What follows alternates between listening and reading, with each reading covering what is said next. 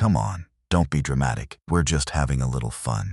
4 young men, 1 length of rope, and a 19-year-old farm girl with mud smeared across her face tied to an oak tree in the dark. She didn't scream. She didn't beg. She just stood there, perfectly still, and watched them, memorized every face, every voice, every laugh. And what those boys never understood, not for 1 single second that night, was this. She could have ended it in about 4 seconds. Because the quiet farm girl they'd been calling Hillbilly Princess for weeks was an undefeated amateur boxing champion who had walked away from the sport without ever showing her face. She had a promise to keep, a promise made to a dying man in a hospital bed. But every promise has a breaking point, and theirs was coming. There are towns in this country where nothing much happens, where the mail truck comes at noon, where the church bell still means something, and where a stranger walking down Main Street gets looked at twice. Millbrook Hollow was one of those towns. Not on any map that mattered, just a crossroads, a grain silo, a diner, and a small college on the hill that everyone called Ashford. Folks here worked with their hands. They fixed their own fences. They buried their own dead, mostly in the same cemetery behind the Baptist church.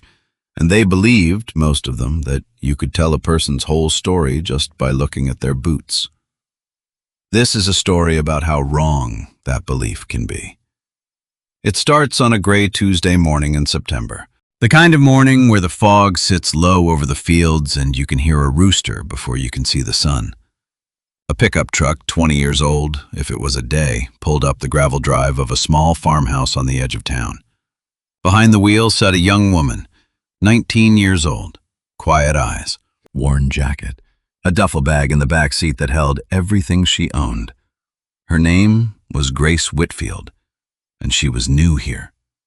Not new to farm life, not new to hard work, but new to Millbrook Hollow, new to that porch light flickering above the door, new to the old man waiting on the steps, leaning on a cane he didn't used to need. That man was her grandfather, Earl Whitfield.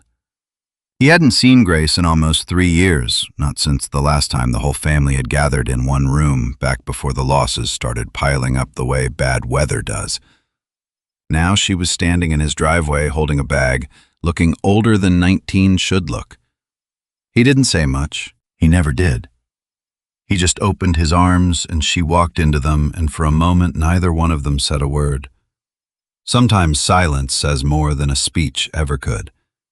That first night, after a supper of eggs and toast, because that was mostly what Earl kept in the house these days, Grace lay awake in the same small bedroom she'd stayed in as a child during summer visits.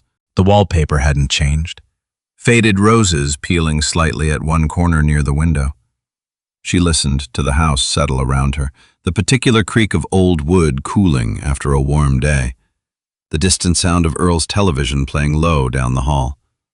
It was the first time in longer than she could remember that she'd fallen asleep without the sound of a gym somewhere nearby. No rope skipping against concrete, no trainer shouting instructions through the walls, just crickets outside the window, and an old man's television, and the particular quiet of a house that had seen a lot of years pass through it.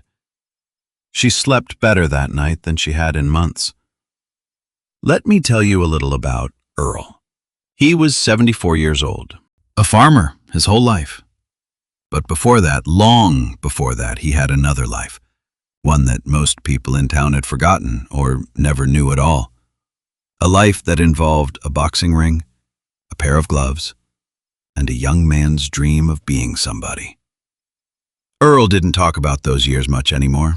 His heart wasn't what it used to be. He'd been feeling it for months now. The tightness in his chest on the stairs, a shortness of breath that hadn't been there the year before. He hadn't told Grace how bad it had gotten, not yet. He just told her he was glad she was home. And she was. Grace didn't come to Millbrook Hollow because life had been kind to her. She came because her grandfather was the only family she had left. Her mother had passed when she was a child, back when Grace was young enough that the grief had folded itself quietly into the shape of her whole childhood, present in almost everything spoken of in almost nothing. Her father, a good man, a strong man, had died about a year back from a heart condition that ran in the family, like a curse passed down through generations. And somewhere in between all that loss, Grace had built a life for herself, a life she left behind completely when she packed that duffel bag. A life involving a boxing gym in a city 3 states away. A life where, under a name that wasn't her own, she had become something of a legend. They called her the Quiet Storm because she never bragged, never talked trash, never smiled for the cameras. She just won. Fight after fight, she won. Until the day her father's heart gave out and the whole world she'd built for herself suddenly felt very far from what actually mattered. She'd stayed only long enough to bury him, then gone back to training within a few weeks because grief needs somewhere to go, and the gym was the only place she knew how to put it. But something inside her had already started to change. The fights started to feel hollow. The crowds started to feel far away. And when Earl called several months later to tell her his own heart wasn't doing so well either, she didn't hesitate for even a single day. She packed 1 duffel bag, told her coach she was done, and drove 11 hours home without stopping more than twice. No press conference, no goodbye interview. She simply vanished from that world and came home to the one thing that mattered more than any championship belt: family. Now nobody in Millbrook Hollow knew a single thing about that. To them, she was just Earl Whitfield's granddaughter, the quiet girl who helped around the farm, the girl who kept her head down and her hands busy. And that, as it turned out, was exactly how the trouble started. Let me take you across town now, up the hill past the old grain elevator to a place called Ashford College. It wasn't a big school, maybe 2,000 students, but it had money, old money. The kind that built new gymnasiums and put up statues of men nobody under 60 remembered. And this particular fall, Ashford had a golden boy. Ashford College mattered to Millbrook Hollow in ways that went beyond the classroom. Half the businesses on Main Street depended one way or another on the college's presence. The diner fed its students. The hardware store supplied its maintenance crews. The farms around town, including Earl's, sold produce to its cafeteria kitchens every week of the school year.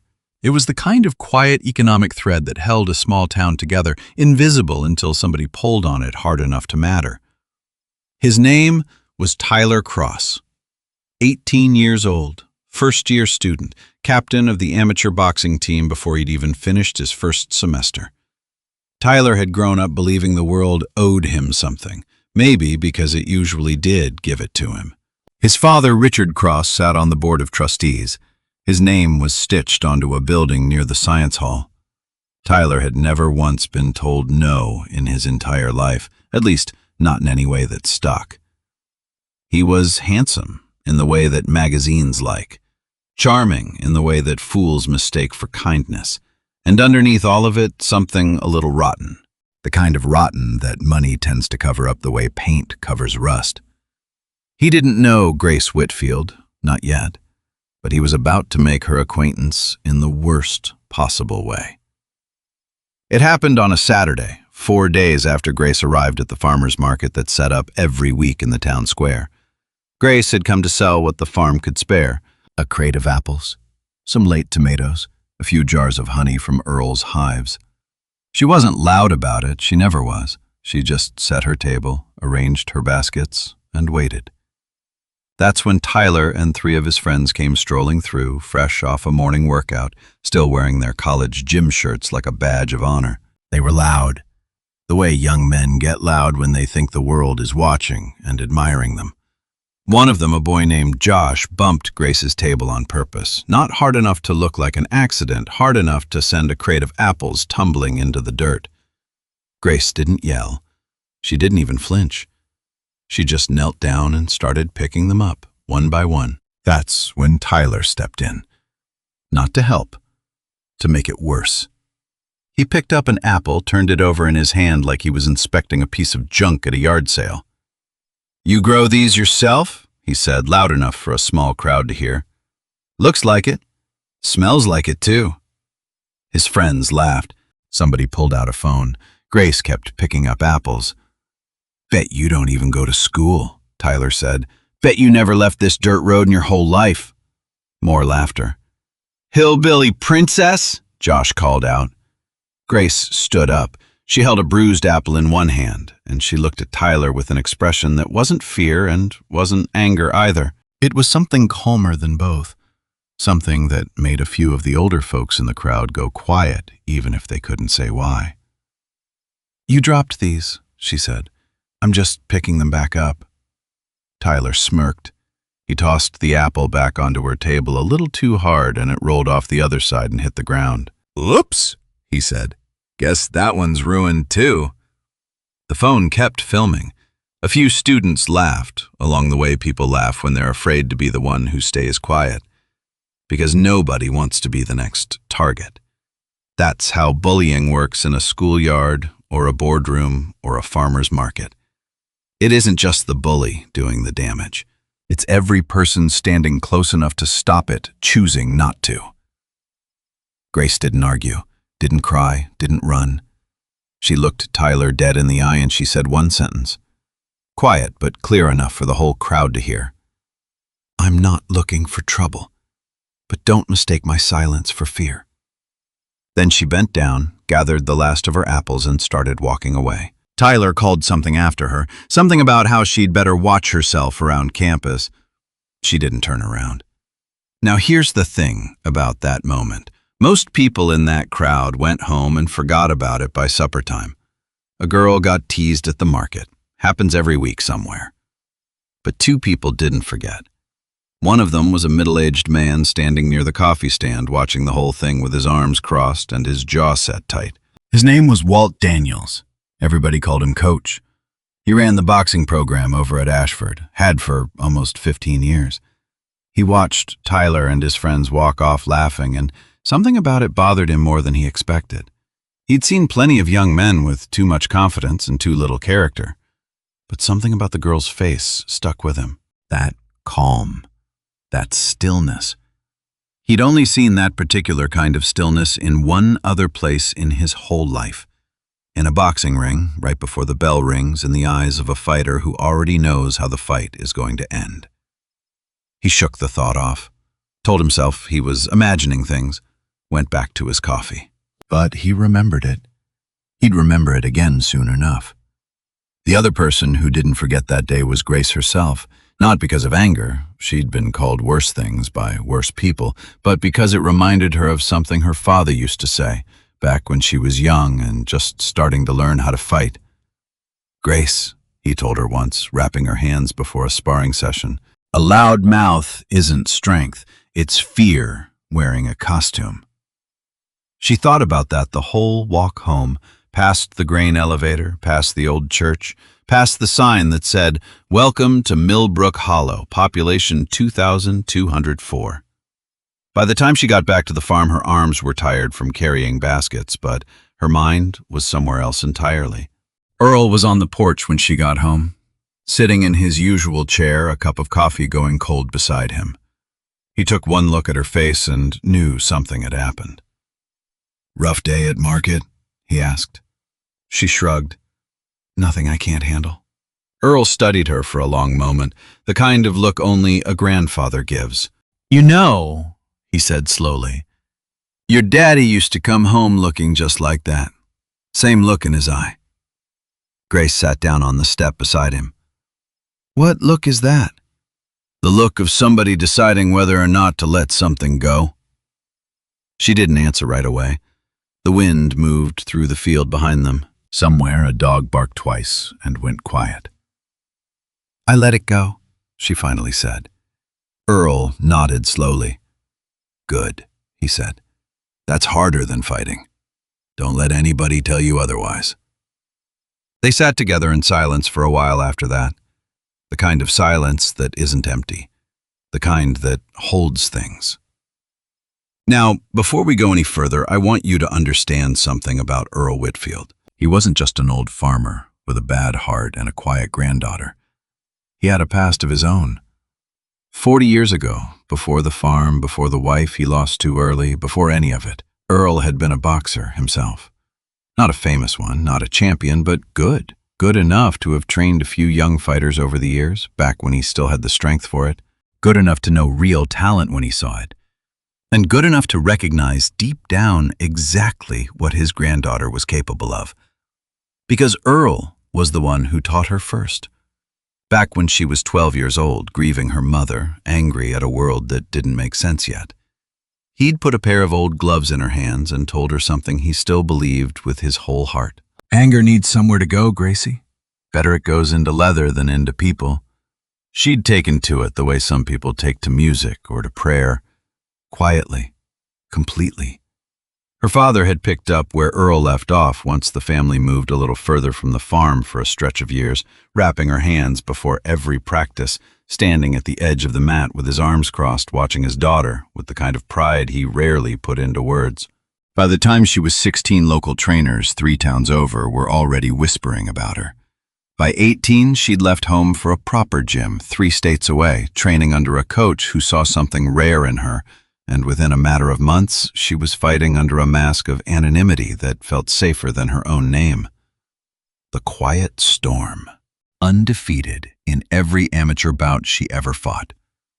Now back in the barn behind Earl's farmhouse, there sat an old wooden trunk.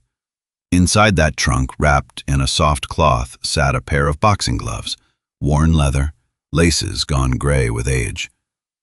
Earl kept them there like a man keeps a photograph he isn't ready to look at every day, but isn't ready to throw away either. That evening after supper, he asked Grace to put something away in the barn for him. "Careful with that trunk," he told her, "and don't let anybody go poking through it, not even you, not too much. Some things are better left folded up quiet." Grace didn't ask questions.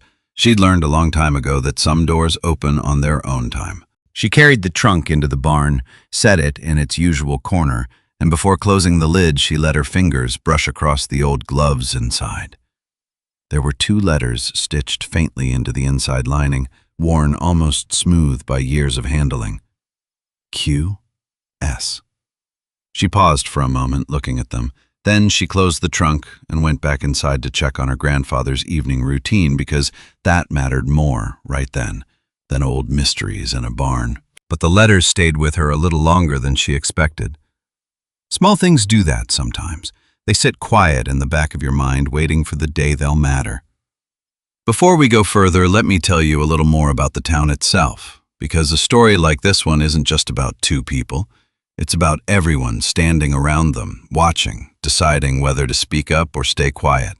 Millbrook Hollow had one church that mattered the way most small towns do. First Baptist, on the corner of Route 9 and Cedar Lane, white paint peeling a little at the edges, bell tower older than anyone living could remember. Grace started going that first Sunday after she arrived, not because she was especially devout, but because Earl asked her to sit with him, and some requests from an old man you love you just don't refuse. The pews were full of familiar faces to everyone but her. Farmers in their one good shirt, wives who'd known each other since grade school, a few Ashford students who came for the free lunch afterward more than the sermon itself. Nobody was unkind to Grace at church. Small towns rarely are, not to your face, not on holy ground. But nobody went out of their way either. She was new. Newness takes time to wear off in a place like this. She sat beside Earl in the 3rd pew from the back, the same pew he'd sat in with his late wife for 40 years, and she listened to a sermon about the Good Samaritan, about how kindness is easy to preach and hard to practice, especially toward strangers. She thought about that sermon more than once in the weeks that followed. Because Millbrook Hollow, like most places, had 2 kinds of people in it: those who looked at a stranger and wondered what she could offer them, and those who looked at a stranger and simply offered kindness first, without needing a reason.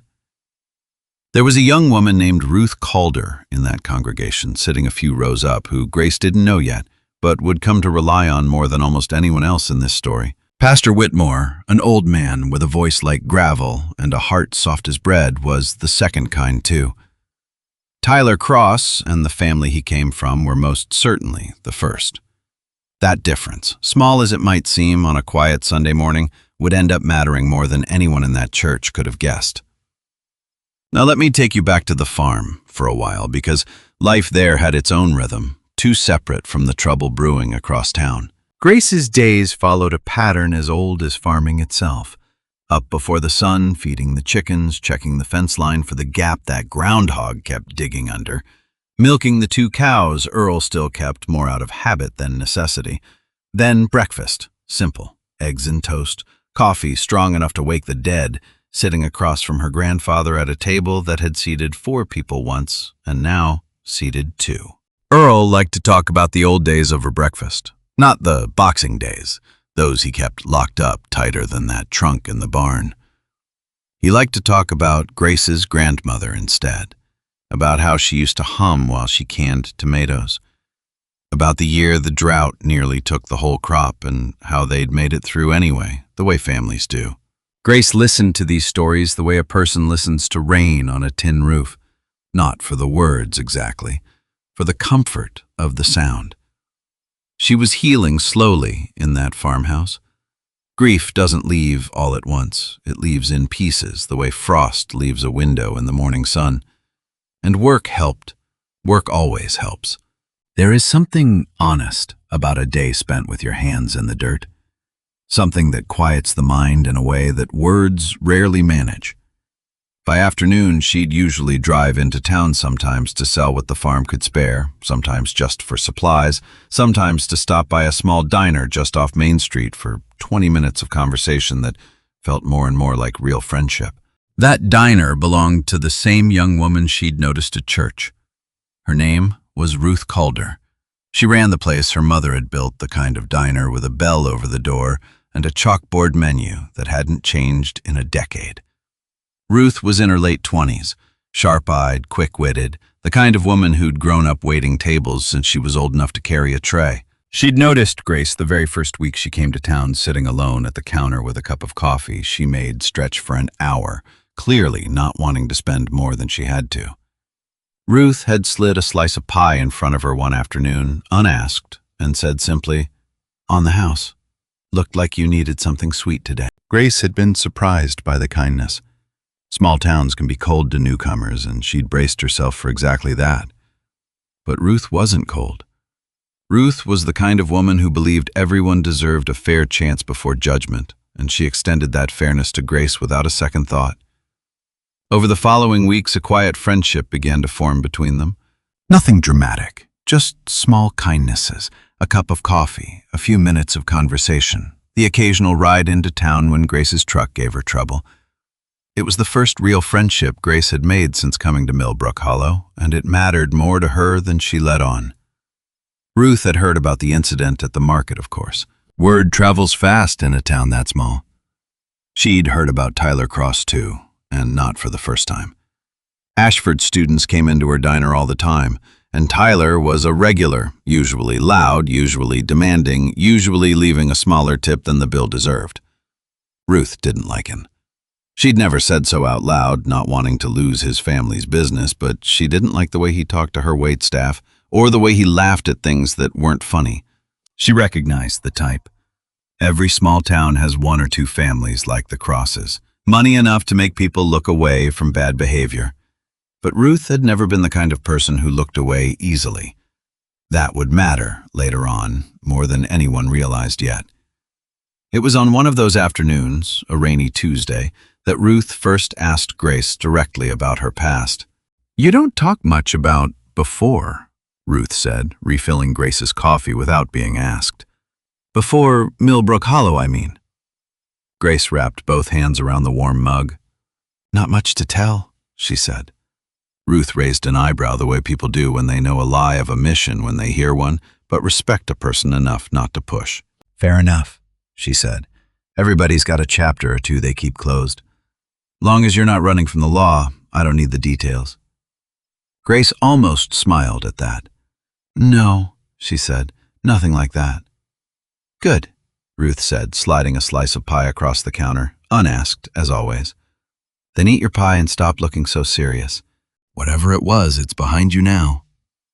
Grace ate the pie, and for a little while, sitting in that warm diner with rain streaking down the windows, whatever it was really did feel behind her. She had no way of knowing yet how soon her past and her present were about to collide, right there in Millbrook Hollow, in front of the whole town. Let's step back to the farm for a moment, because there's something happening there too, quiet as it is. Earl's health was not improving, If anything, it was slipping slow and steady, the way water finds its way through a crack in a dam. He'd started needing help getting up the porch steps.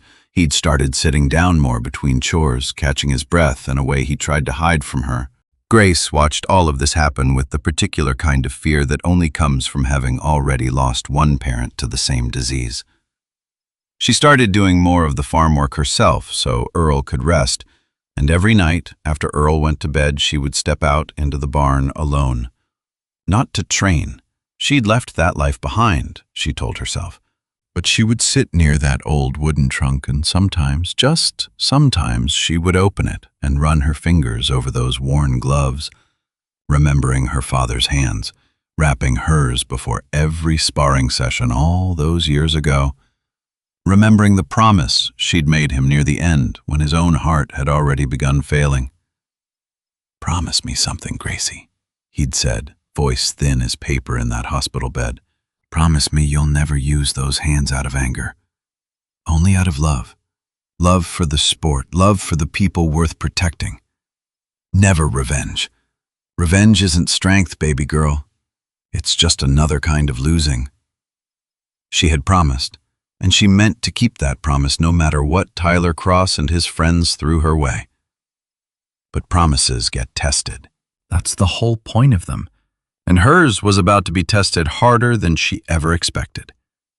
About 3 weeks after the market incident, on a bright, cool afternoon in early October, everything shifted just slightly in a way almost nobody noticed. Grace was walking back from town, cutting across the edge of the Ashford campus because it saved her nearly a mile of road. She'd done it a handful of times before without any trouble. This time, Tyler and 2 of his friends were tossing a football on the quad when they spotted her.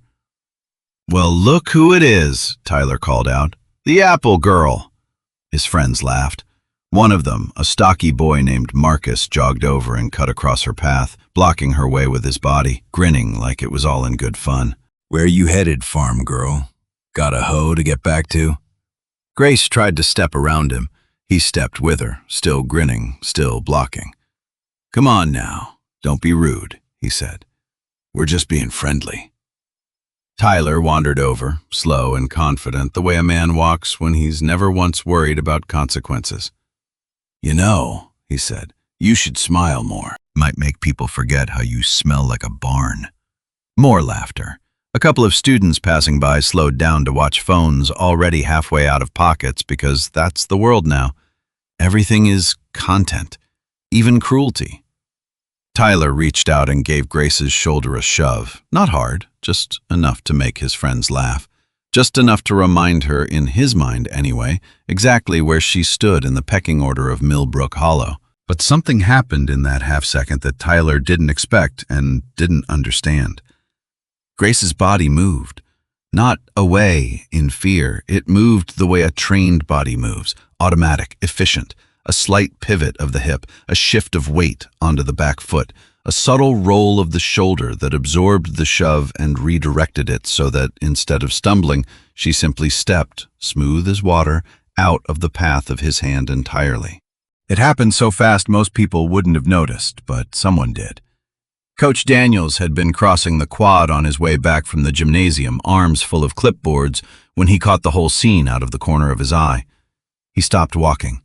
He watched Tyler shove at the girl, watched her move, and something in the back of his mind, something that had been sitting quiet since that day at the farmer's market, sat up and took notice. That wasn't luck. That wasn't an accident. That was footwork. That was training. That was years of somebody drilling instinct into a body until it didn't have to think anymore. He'd seen that kind of movement exactly twice before in his life. Once in a professional gym watching a former Olympic hopeful shadowbox before a title bout. And once a very long time ago in an old newsreel clip his own father used to show him of a boxer nobody talked about anymore. Coach Daniels didn't say anything. He just stood there, clipboards in hand, watching Grace continue walking, calm as still water, while Tyler and his friends laughed behind her, oblivious to what had actually just happened. She hadn't reacted with anger. She hadn't reacted with fear. She'd simply moved out of harm's way, the way water moves around a rock without ever losing its shape. That night, Coach Daniels sat at his kitchen table long after his wife had gone to bed, turning the moment over in his mind like a coin he couldn't quite place the value of. He told himself it was nothing. Small towns are full of coincidences. But something told him to keep watching. And in this story, as in most true ones, that little voice was worth listening to. A few days after that incident on the quad, Grace drove Earl to the county hospital for a checkup that had been sitting on the calendar for weeks. The waiting room smelled like hand sanitizer and old coffee. A television in the corner played a rerun of some game show nobody was watching. Earl sat in a wheelchair he insisted he didn't need, grumbling the whole time about how doctors just liked making a man feel older than he was. Grace held his hand anyway, the way you hold the hand of someone you're afraid to lose twice. When the doctor finally called them back, he laid it out plainly, the way good doctors do when they respect a patient enough not to soften hard truths. "Mr. Whitfield, your heart is working harder than it should. We need to do the bypass, and soon. I'd like to schedule it within the next 2 weeks." Earl nodded slowly, the way a man nods when he's already made peace with something his body has been telling him for a while. Grace felt her stomach tighten. "Is that safe?" she asked. "At his age?" "It's safer than waiting," the doctor said gently. "But I need you to understand something. Between now and then, he needs calm, rest, low stress. A heart under this much strain doesn't handle shocks well, emotional or physical." Grace looked at her grandfather, who was already trying to wave the whole conversation off like it was nothing more than a mild inconvenience. "I'll make sure of it," she said quietly. Driving home that afternoon, Earl stared out the truck window at the fields rolling by, gold and brown under the autumn sun. "You don't need to fuss over me, Gracie," he said.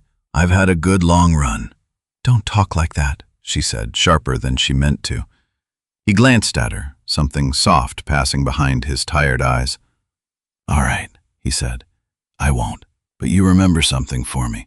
Whatever happens with this old heart of mine, you keep yours soft. You hear me? Don't let this world harden it. That's the one thing I couldn't stand watching happen to you."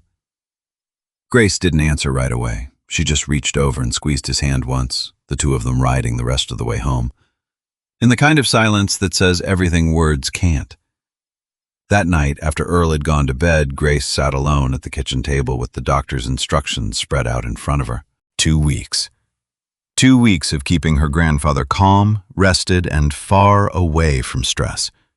She had no idea yet just how hard that promise was about to become to keep, with Tyler Cross and his friends circling closer with every passing day, and a whole town about to be pulled into a storm none of them saw coming.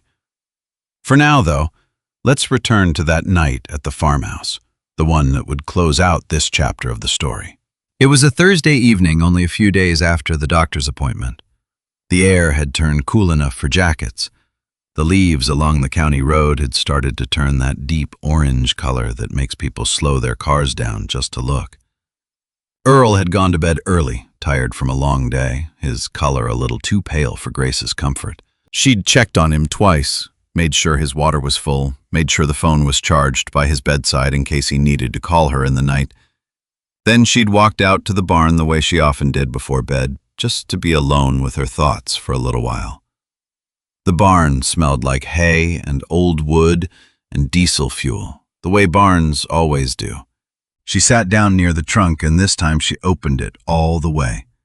She lifted the gloves out gently, turning them over in her hands. They were her father's gloves originally, given to him by Earl decades ago when he himself had been young and hopeful and full of dreams about what those hands could accomplish. Passed down like a family Bible, except this one had leather covers and the smell of old sweat instead of old paper. Grace held them to her chest for a long moment, eyes closed, and let herself remember. Just for a minute. Just long enough to feel close to the people she'd lost. She didn't hear the barn door creak open behind her. "Didn't expect to find you out here this late." She turned, startled, and found Coach Daniels standing in the doorway, hat in hand, looking a little embarrassed for intruding. "Sorry," he said quickly. "Your grandfather mentioned you might be out here. I stopped by to check on Earl. He didn't look well last time I saw him at the feed store." Grace stood still, holding the gloves. "He's resting," she said. Doctor's got him scheduled for surgery soon. Coach Daniels nodded slowly, his eyes drifting almost involuntarily to the gloves in her hands. He'd known Earl Whitfield for years, bought eggs from him, talked crops and weather with him at the diner counter. He'd never once known Earl to keep old boxing gloves lying around. "Those his?" he asked, nodding toward them. Grace hesitated. "My father's, originally. Earl's before that." Coach Daniels stepped a little closer, close enough to see the faint stitching along the inside cuff. 2 letters, worn nearly smooth. Q.S. His breath caught just slightly in a way he tried to hide. He'd heard those initials before.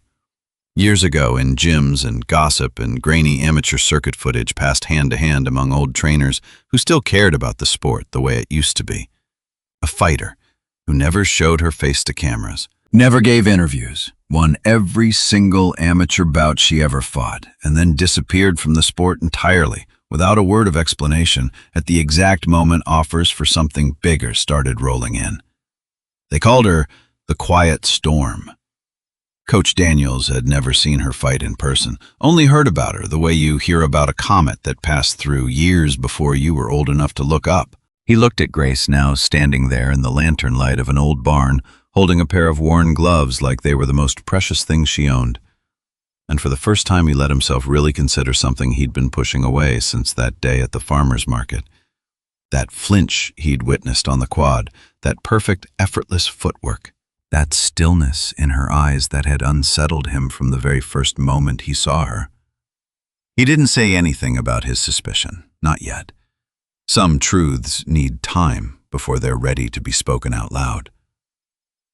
"Take care of your grandfather," he said instead, tipping his hat. "And take care of yourself, too. This town's got a way of underestimating people it shouldn't." Grace watched him go, feeling something she couldn't quite name settle over her. She placed the gloves carefully back into the trunk, closed the lid, and walked back to the house under a sky full of more stars than any city she'd ever lived in could offer. Inside, Earl was asleep, his breathing steady and even. Grace sat by his bedside for a while, the way she did most nights now, just listening to him breathe, grateful for every single one. Outside, the wind moved through the fields, carrying with it the scent of harvest and the coming cold of winter. And somewhere across town, in a dormitory that smelled like money and ambition, Tyler Cross was already planning his next move. Because bullies like Tyler rarely stop on their own. They escalate, not because they're powerful, but because somewhere deep down they mistake other people's kindness for weakness and other people's patience for permission. Grace Whitfield had shown patience. She had shown restraint. She had kept the promise she made to her father, holding on to Grace even when Grace was hard to hold. But every promise, no matter how sincere, eventually meets a moment that tests it beyond anything reasonable. That moment was coming, and when it arrived, it would not just test Grace Whitfield.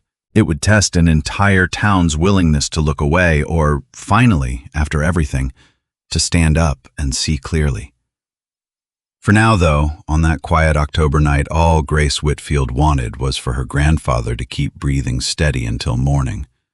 Everything else, she told herself, could wait. She had no idea how wrong she was about that. Outside, the temperature kept dropping the way it does in early October when summer finally admits it's over and autumn settles in for good. Somewhere down the county road, a truck engine turned over twice before catching, then faded into the distance. The farmhouse creaked once, quietly, the way old houses do when they're simply breathing through another night. Grace stood at her bedroom window for a moment before finally lying down, looking out at the dark shape of the barn, at the old oak trees lining the property, at a sky so full of stars it made the troubles of the day feel briefly, mercifully small. She had no way of knowing that a different tree on the far edge of that same county was about to become the setting for the hardest night of her life. Let me leave you with something before we move into the next part of this story. We live in a world quick to judge a person by what they wear or how quiet they stay in a crowded room. We assume the loudest voice is the strongest one. We assume the person who never fights back has nothing worth fighting for. But real strength rarely announces itself. It shows up in a young woman choosing patience over pride again and again because she made a promise to someone she loved. It shows up in an old man teaching a grieving child to put her anger into something safe instead of letting it curdle into bitterness. It shows up in a diner owner who serves kindness before she asks a single question. And it shows up in a coach who trusts his instincts enough to keep watching even when the whole town has already decided there's nothing worth watching at all. Grace Whitfield had spent her whole life being underestimated. By classmates who never saw past the mud on her boots. By a sport that only valued her while she was winning. And now by a young man who mistook her silence for surrender. That is worth sitting with for a moment because it is true far outside the borders of Millbrook Hollow too. Most of us have met somebody like Grace at some point. The quiet coworker nobody asks for input. The elderly neighbor everyone assumes has nothing left to offer. The new face in town that the whole community decides without ever really looking must not have much of a story worth knowing. We are usually wrong about that. Almost every single time. Hers was about to be tested harder than anything she had ever faced inside a boxing ring. Not by an opponent trying to beat her, but by a whole town's willingness to look the other way and by her own quiet resolve to hold on to Grace even when the world around her seemed determined to take it from her. Every story about a bully has a turning point. A moment where teasing stops being teasing, where laughter stops being harmless, where something crosses a line that can never be uncrossed again. This part of the story is about that turning point. But before we get there, let's catch our breath for a moment and remember where we left things. Grace Whitfield was settling into life on her grandfather's farm, though settling might be too gentle a word for it. Earl's heart was growing weaker with each passing week. The surgery the doctor had scheduled was drawing closer every single day, a date circled quietly on the kitchen calendar that neither of them talked about directly. Coach Daniels had seen something in Grace he couldn't quite explain, a flinch, a flash of skill. 2 letters stitched into an old pair of gloves, and Tyler Cross, spoiled, restless, and used to getting his way, had already decided Grace Whitfield was fair game. He was about to prove just how far that belief could carry a young man with no one willing to stop him. Let's begin. It was a Tuesday afternoon in the middle of October, the kind where the sky can't decide between rain and sun, so it gives you a little of both. Grace had driven into town that morning to deliver eggs and a few jars of preserves to Ruth's diner, something the two of them had worked out as a quiet little arrangement. Ruth paid fair prices, no questions asked, and always threw in a free meal besides. She was sitting at the counter finishing a cup of coffee when the bell over the door jingled, and Tyler Cross walked in with 3 friends trailing behind him. Ruth's shoulders tensed the moment she saw him. Not fear, exactly, more like the tired dread of a woman who knew a difficult customer when she saw one. They took the corner booth loud as always, ordering burgers and milkshakes like they owned the building. Ruth handled them the way she handled every customer, professional, polite, nothing more, nothing less. But Tyler had noticed something that afternoon. He'd noticed Grace sitting at the counter, and he'd noticed how comfortable she seemed with Ruth, laughing quietly at something Ruth had said just before he walked in. That bothered him more than it should have. Bullies like Tyler don't just want to hurt the person in front of them. They want to isolate that person, cut away anyone who might make them feel less alone. So when Ruth came by their table to take the order, Tyler looked her up and down with a smirk that had nothing friendly in it. "You always this friendly with the help?" he asked, nodding toward Grace at the counter. Ruth kept her voice even. "Grace isn't help. She's a supplier and a friend." "Didn't know diners were so charitable," Tyler said, glancing at his friends for approval. "Feeding strays and all." One of his friends laughed. Ruth didn't. "You want to order, or you want to keep talking?" she said, pen ready over her notepad, patience wearing thin but professionalism holding steady. Tyler leaned back in the booth, enjoying himself. "Just making conversation," he said. "No need to get defensive." Grace at the counter had heard every word. She didn't turn around. She didn't need to. She could feel the tension in the air, the way you feel a storm coming before the first drop of rain falls. When Ruth came back behind the counter a few minutes later, her jaw was tight. "You all right?" Grace asked quietly. "Fine," Ruth said, though her voice said otherwise. That boy's got more nerve than sense. Grace felt something twist in her stomach. Guilt, maybe. The particular kind of guilt that comes from watching someone else get pulled into your trouble. "I'm sorry," she said. "He's only doing this because of me." Ruth shook her head firmly. "No, he's doing this because of him. Don't you dare carry blame that isn't yours to carry." It was a small moment, just words exchanged over a diner counter, but it planted something in Grace that would matter later, the reminder that cruelty always tries to make its victims feel responsible for it, and the reminder that real friends refuse to let that happen. Tyler and his friends left 20 minutes later, tossing a tip on the table that was, Ruth noted dryly, exactly the amount you'd leave if you wanted to seem generous without actually being generous. But the damage of the afternoon wasn't in the tip. It was in the seed Tyler had planted in his own mind. The idea that Grace Whitfield's little circle of allies needed trimming down. That anyone kind to her should learn one way or another that kindness toward her came with a cost. That idea would not stay small for long. Grace didn't know any of this yet, of course. She only knew that the walk home from the diner that afternoon felt heavier than usual, the way a day feels heavier when you sense trouble circling closer without being able to name exactly where it's coming from. She thought about the market, about the quad, about the particular look on Tyler's face each time, a look she recognized now for what it was. Not anger, exactly, something colder than that. The look of a young man testing how far a boundary could be pushed before somebody finally pushed back. She wondered, walking past the grain elevator in the fading afternoon light, how many more times that boundary would be tested before something gave way. She had no way of knowing the answer was already circling closer than she thought. Now, let's talk about something Grace didn't know yet. Something that would explain a great deal about why Tyler Cross behaved the way he did and why nobody around him seemed willing to stop it. Tyler had not always attended Ashford College. He'd started his freshman year somewhere else entirely, a university 2 states over, chosen mostly because his father had gone there and wanted his son to follow the family tradition. It hadn't gone well. During a fraternity initiation ritual in his very first semester, Tyler and a group of upperclassmen had taken a hazing tradition too far.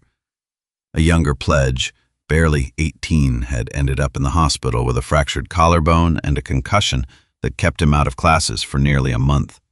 The university had opened an investigation. Tyler had been one of the names identified as a ringleader, not the only one, but far from innocent. That was when Richard Cross had stepped in. Money moved quietly in situations like that. A donation here, a quiet conversation there. Lawyers who specialized in making problems disappear before they ever reached a courtroom or a headline. The injured student's family had eventually settled privately for a sum large enough to keep them from pursuing anything further. The university had allowed Tyler to withdraw quietly, rather than face formal expulsion, sparing everyone the embarrassment of a public scandal, and Richard Cross had made a generous donation to Ashford College the very same semester his son transferred in. Nobody at Ashford asked many questions. Money has a way of discouraging questions.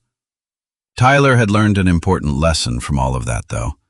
Not the one his father hoped he'd learn. He'd learned that actions rarely came with consequences so long as you had enough money standing behind you. That lesson sat underneath everything Tyler did at Ashford. Underneath every shove, every insult, every cruel joke at Grace Whitfield's expense. He didn't believe he could actually be stopped, and in a town like Millbrook Hollow, where his father's name was stitched onto a building at the college, he had every reason to believe that. Let's return now to the farmhouse, because time was moving there in a way that mattered more than anything happening across town. A few days after that afternoon at the diner, Grace found Earl at the kitchen table one evening with a small leather notebook open in front of him, pen moving slow and deliberate across the page. He closed it quickly when he saw her tucking it beside his chair, the way a man tucks away something private. "What's that?" she asked, setting his evening tea down beside him. "Nothing that concerns you, yet," he said, not unkindly. "Just an old man putting his thoughts in order." Grace didn't press him. She'd learned a long time ago that some doors open on their own time, and this felt like one of them. But she noticed over the following nights that he kept writing in it. A few lines here, a few lines there, the particular focus of somebody who understood in some quiet corner of himself that his time might be shorter than either of them wanted to admit. She didn't know yet that the notebook held more than just an old man's private thoughts. It held a record, a promise passed down, a story that had been waiting patiently for years to be told, one that would matter enormously before this whole ordeal was finished. For now, though, Grace's focus stayed exactly where it needed to be, keeping her grandfather calm, keeping the farm running, keeping her own worries locked away where they couldn't add stress to a house that couldn't afford any more of it. Earl's surgery was now 11 days away. She reminded herself almost daily, counting down the way you count down to something you're both dreading and praying for at the same time. She had no idea that Tyler Cross was about to make that countdown a great deal harder to bear. It happened on a Friday night, just a few days after the afternoon at the diner. Ashford College was hosting a bonfire that weekend, some tradition tied to homecoming, and half the student body had gathered on the edge of campus, music playing, laughter carrying across the cool autumn air. Tyler had been drinking. Not a lot, but enough to loosen whatever thin restraint he usually carried. He and 3 friends, Marcus and 2 others who'd been there at the farmer's market, had wandered away from the bonfire toward the tree line that separated campus property from the county road, the same shortcut path Grace sometimes walked home along. It wasn't an accident that they were there. Tyler had been watching for her, had noticed the pattern of her walks, the way people notice things about someone they've decided to make their target. When Grace appeared on the path walking home after dropping off supplies at the diner, her mind on nothing more dangerous than getting home in time to check on Earl's evening medication, she didn't see them until it was too late. "Well, look who decided to take the scenic route," Tyler called out, his voice a little too loud, a little too loose from the drinks. Grace stopped walking. Her instincts, honed over years in gyms and rings, told her immediately that this was different from the market, different from the quad. There was an edge in the air that hadn't been there before. "I'm just heading home," she said calmly. "Not looking for trouble." "Course you're not," Tyler said, stepping closer, his friends fanning out slightly behind him. "You never are. That's the thing about you, farm girl. You just take it. Every single time."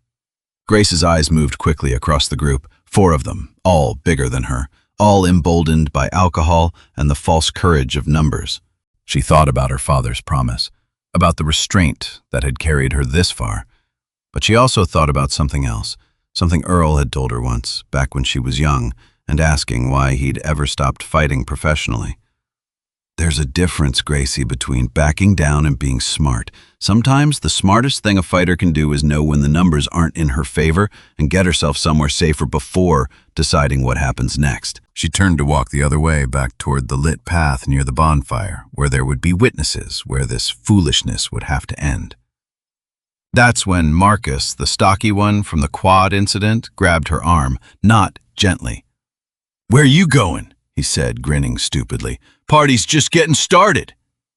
Grace's whole body went cold and calm at the same time, the particular stillness of a person who was trained for exactly this kind of moment, even while hoping she'd never need to use it. "Let go of my arm," she said, quiet, even absolutely serious. For half a second, something in her voice made even Marcus hesitate, but Tyler, fueled by pride and alcohol and months of believing he could do anything without consequence, laughed it off. "Come on, don't be dramatic," he said. "We're just having a little fun." What happened next happened fast, and it happened exactly the way bullies imagine these moments will go, right up until it doesn't. They pulled her off the path, deeper into the trees, laughing the whole time like it was some kind of game.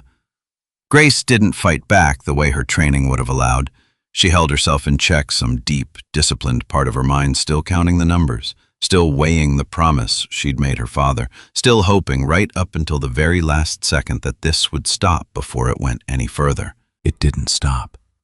They tied her wrists with a length of rope somebody had brought for the bonfire, the kind meant for tying logs, not people, and pushed her back against the trunk of an old oak tree at the edge of the clearing, a tree that had stood there, according to town history, since before the county courthouse was even built.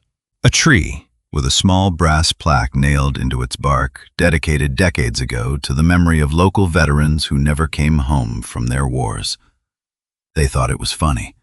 Poetic justice, one of them called it, though none of them seemed to understand what the word actually meant.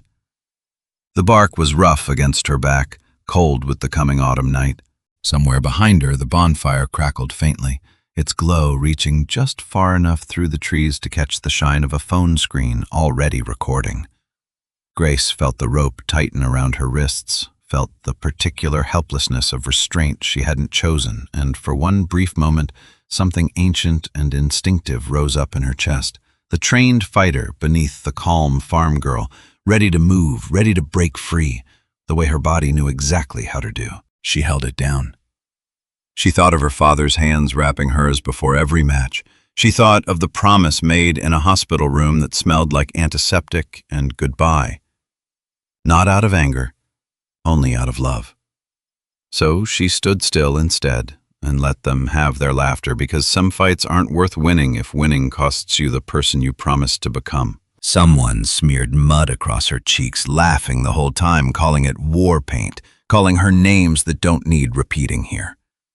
Someone else pulled out a phone and started filming, the way cruelty always seems to need an audience these days, as if suffering doesn't count unless somebody's watching it happen. Grace stood there, tied, humiliated, mud on her face, and said nothing at all. She simply watched them, memorized their faces, memorized their voices. The particular tilt of Tyler's smirk, the nervous laugh of the friend standing slightly apart from the others, the one who didn't seem entirely comfortable with what was happening but didn't stop it either. She would need every one of those memorized details soon enough, though she had no way of knowing that yet. Standing there in the cold and the dark with mud drying on her face. That friend's name was Cody Baird, a second-year student who had only fallen in with Tyler's crowd because his roommate happened to know Tyler from a shared econ class. Cody laughed along that night the way you laugh when you're afraid of becoming the next target yourself if you don't. But his laughter came a half-second late every single time, and his eyes kept drifting toward the rope, toward Grace's face, with something that looked less like amusement and more like quiet shame. He would remember that half-second delay for a long time afterward. Shame has a way of doing that. It sits patient, waiting for the moment a person finally decides to do something about it. It is worth saying plainly before we move on that cruelty in moments like this is rarely just the loudest voice in the group. It is also every quieter person standing nearby deciding that silence is easier than stepping in. After several long minutes bored with their own cruelty the way bullies always eventually become, Tyler and his friends wandered back toward the bonfire, laughing, already telling each other how funny the video was going to look once they posted it. They left Grace there, tied to the tree in the growing dark, without a second thought about what might happen to her before someone finally came along. That someone, as it turned out, was Ruth Calder. Ruth had closed the diner a little early that night, tired after a long shift, and had decided to take the shortcut path home herself, the same path that ran along the edge of the Ashford campus. She heard something before she saw it, a faint rustling, a muffled sound that wasn't quite a cry because Grace even now refused to give them that. Ruth's flashlight found her a moment later, tied against the old oak tree, mud streaked across her face, wrists raw from rope she hadn't struggled against nearly as much as she could have. "Oh my God," Ruth breathed, rushing forward. Grace, hold still, I've got you." Her hands worked quickly at the rope, years of tying and untying delivery boxes at the diner, making quick work of the knots. "Who did this?" Ruth asked, voice shaking with anger now instead of shock. "Who did this to you?" Grace, free now, rubbing at her raw wrists, looked at Ruth with an expression that was somehow calm, even in the middle of humiliation. "Doesn't matter right now," she said quietly. "I need to get home. Earl can't know about this." "Not with his heart the way it is." Ruth stared at her, stunned by the request, but understanding immediately why it mattered. "Grace," she said carefully, "this isn't something you just walk away from." "I know," Grace said, "but not tonight, please, Ruth, not tonight."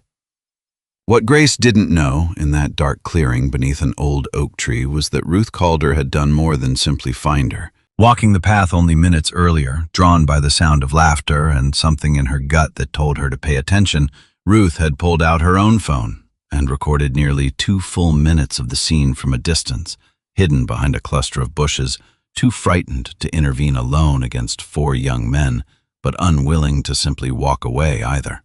She hadn't told Grace yet, partly out of shock, partly because she wasn't sure in that raw and frightening moment what the right thing to do with that footage even was.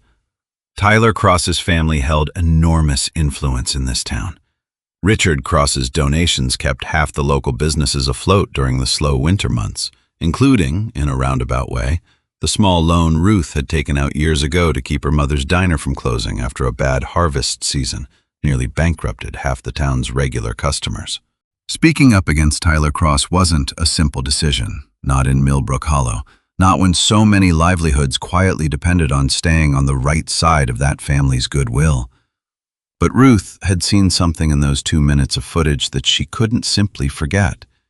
She had seen cruelty, plain and clear, aimed at someone who had never once given these young men a reason for it. She walked Grace home that night, staying quiet about the recording, unsure yet what to do with the weight of what she now carried in her pocket. Grace slipped into the farmhouse quietly, washed the mud from her face before Earl could see it, and told him when he asked why she was later than usual that she'd simply lost track of time, helping Ruth close up the diner.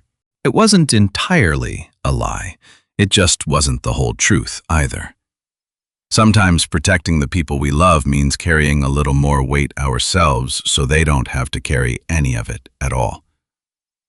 That night, lying awake in her childhood bedroom, Grace stared at the ceiling for a long time, replaying every second of what had happened. She thought about her promise to her father, about never using her hands out of anger. She had kept that promise tonight, even tied to a tree, even humiliated in front of a phone camera that would probably circulate around campus by morning. But she also thought, for the first time since arriving in Millbrook Hollow, about a different kind of promise. One her father never spoke aloud, but had lived by his entire life. The promise that protecting people sometimes matters more than protecting your own comfort. She fell asleep eventually, exhausted, unsure what the coming days would bring. She woke up to find out just how much worse things could still get. Word travels fast in small towns, and even faster on college campuses. By Saturday afternoon, a version of what happened at the bonfire had already begun spreading through Ashford College, though not the version that actually happened.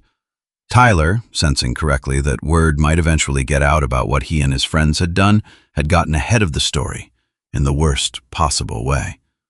He told a very different account to anyone who would listen. In his version, Grace had wandered drunk into their bonfire gathering uninvited and had started a confrontation herself, shoving one of his friends first. The rope in his telling had simply been an overreaction born from trying to restrain someone acting erratically, nothing more than a misguided attempt at keeping the peace that had gotten a little out of hand. It was, of course, a complete fabrication, but it was told with the particular confidence of someone who had never once faced real consequences for his lies, and in a town where the Cross family name carried weight and where Grace Whitfield was still, to most people, simply the quiet farm girl nobody knew much about, the lie found an audience willing to believe it. By Monday morning, the story had reached the office of Ashford College's Dean of Student Affairs, a cautious man named Harold Pruitt, who valued institutional reputation above almost everything else, and who had, not coincidentally, overseen the very same donation paperwork that had brought Tyler Cross into the school in the first place. Dean Pruitt called an emergency meeting that same afternoon, not to investigate what had happened to Grace, but to discuss what he called a liability concern regarding the farm supplier who had, according to the story circulating, created a disturbance on campus grounds. It was a small, quiet, bureaucratic sort of cruelty. The kind that rarely makes headlines but does just as much damage as the loud kind. Around campus that same Monday, a strange kind of quiet settled over students who had actually been near the bonfire that night. A few of them had seen enough or heard enough secondhand to feel a small itch of doubt about the version Tyler kept repeating. But doubt is a fragile thing when it stands alone against a confident voice and a familiar last name. Nobody wanted to be the first to say something out loud, and so for the moment, nobody did. That kind of silence has a cost too, even when it looks like nothing is happening at all. By Tuesday, a letter arrived at the Whitfield farmhouse addressed to Earl, informing him that Ashford College's cafeteria services would be discontinuing their weekly produce order from Whitfield Farm, effective immediately, citing what the letter vaguely called concerns regarding recent conduct. Earl read the letter twice at the kitchen table, his face growing pale in a way that worried Grace far more than any argument could have. "What conduct?" he asked, looking up at her. "Gracie, what is this about?" For a long moment, Grace considered lying again, considered protecting him a little longer. But looking at the letter in his shaking hands, she understood something clearly for the first time. This was no longer something she could shield him from. The very thing she'd been trying hardest to prevent stress reaching her grandfather's fragile heart had arrived anyway, delivered by the same institution that was supposed to represent education and decency. She sat down across from him, took a breath, and told him everything. The market, the quad, the bonfire, the rope, the tree. Earl listened without interrupting, his jaw tightening with every sentence, his hand gripping the edge of the table hard enough to turn his knuckles white. When she finished, he sat quiet for a long moment, staring down at that letter. "They cut our contract," he said, finally, voice low and steady in a way that somehow frightened Grace more than shouting would have. "Over a lie." "I'll figure something out," Grace said quickly. "We'll manage without the college contract. I don't want you worrying about this, not with the surgery coming." Earl looked up at her, something fierce and sorrowful mixing together behind his tired eyes. "Gracie," he said quietly, "there comes a point where staying quiet stops being patience and starts being permission. You understand me?" Grace didn't answer right away, because somewhere deep down she was starting to understand exactly what he meant, even if she wasn't ready yet to admit where that understanding might lead. Word in Millbrook Hollow doesn't stay contained to a college campus for long. By Wednesday, the whispered version of events had made its way to the feed store, to the pews of First Baptist, to the checkout line at the grocery on Main Street. Grace felt it the moment she walked into town that morning to pick up supplies. Mrs. Halloway, who ran the fabric shop and had always given Grace a friendly nod before, looked away quickly, instead pretending to study a bolt of cloth that didn't need studying. Two men outside the hardware store lowered their voices as she passed, though not quite low enough. "Heard she caused quite a scene up at the college," one of them muttered. "Surprised, given how quiet she always seemed," the other replied. "Guess you never really know." Grace kept walking, chin level, eyes forward, the way her father had taught her to walk into a ring, even when the crowd was against her, before the first bell ever rang. It hurt more than she expected. Not the words themselves, but the speed at which people she'd never truly known had decided based on nothing but a lie confidently told exactly who she must be. That is a particular kind of cruelty, too. The kind that doesn't require fists or rope. It only requires a community's willingness to believe the version of a story that requires the least effort to accept. Not everyone believed it, though. That's worth saying clearly. Old Mr. Fenwick, who ran the feed store and had known Earl Whitfield for nearly 50 years, stopped Grace on the sidewalk that same afternoon. "Don't you let this town's gossip get under your skin, young lady," he said, gruff but kind. "I've known your grandfather since before your mother was born. Whitfields don't start trouble, never have." It was a small kindness, but Grace held on to it the rest of that day like a stone in her pocket, something solid to grip when everything else felt uncertain. Pastor Whitmore, too, made a point of greeting her warmly outside the church that Wednesday evening Bible study, loud enough for a few of the gossiping women nearby to hear clearly. "Good to see you, Grace," he said, shaking her hand. "How's your grandfather holding up? Tell him the whole congregation's praying for that surgery." It wasn't a grand gesture, just a pastor being decent to a young woman in a difficult week. But small gestures offered publicly have a way of quietly correcting a narrative that cruelty has tried to write.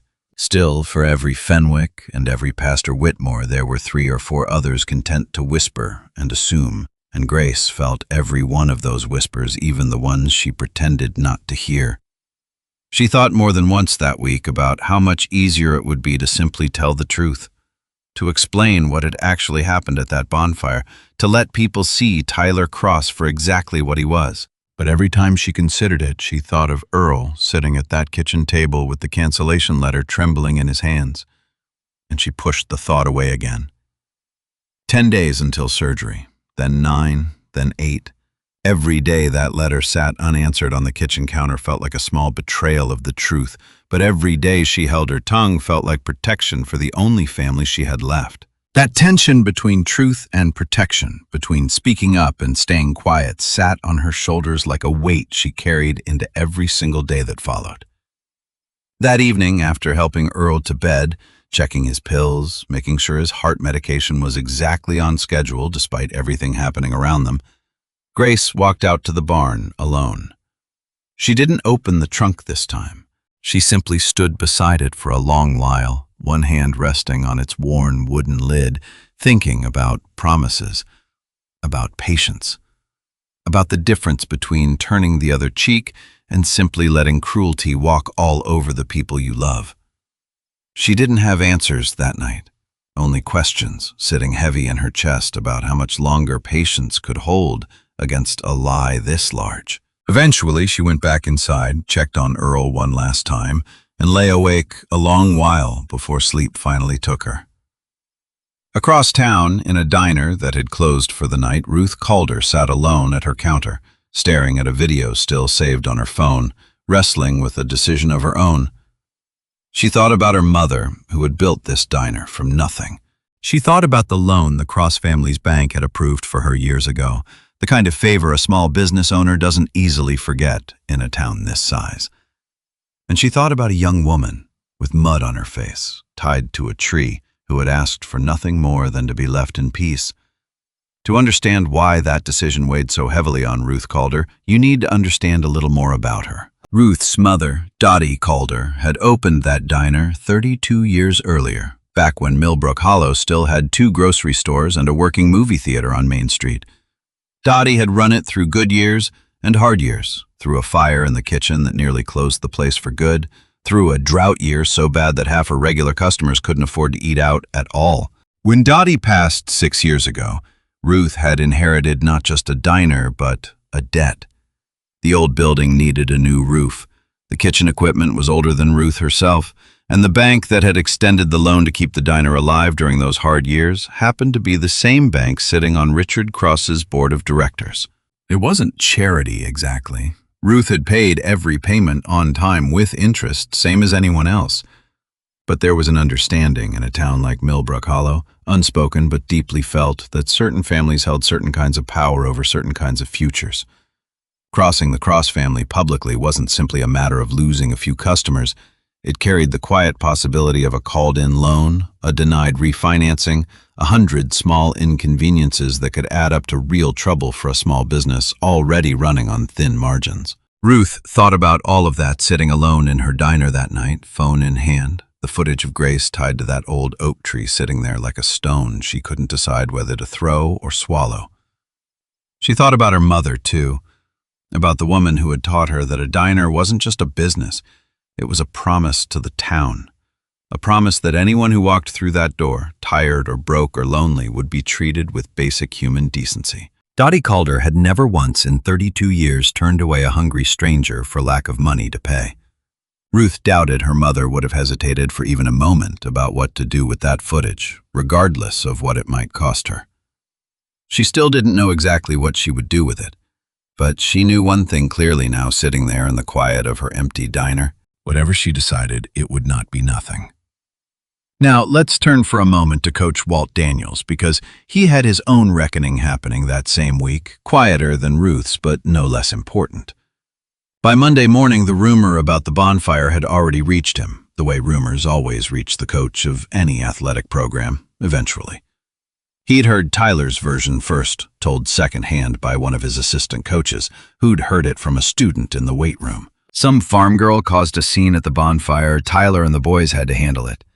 Coach Daniels had nodded along at the time, the way you do when a story doesn't quite sit right, but you don't yet have anything solid enough to challenge it with. But something about the phrase, handle it, stuck with him the rest of that day, turning over and over in his mind like a stone in a shoe he couldn't quite shake loose. He'd coached young men for 15 years. He knew the particular tone boys used when they were covering for something. He'd heard that same tone from Tyler Cross more than once already this semester, usually right before some story about a missed curfew or a broken piece of gym equipment turned out to be considerably less innocent than first reported. It was a small thing, that tone. Most people wouldn't have noticed it at all, or would have let it pass without a second thought.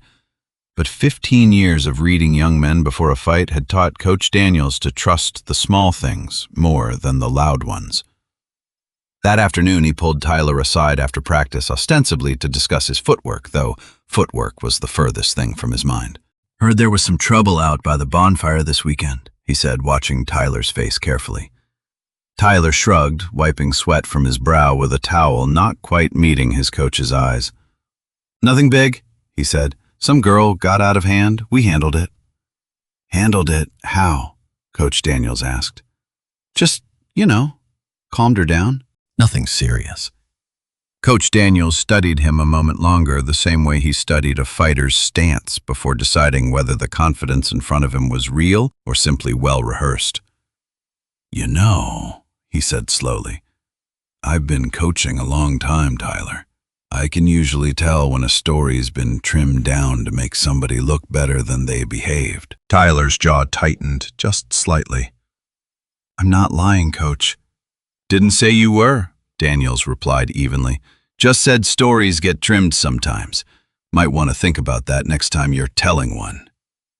He left it there, not because he believed Tyler's account, but because he had nothing solid enough yet to challenge it with directly.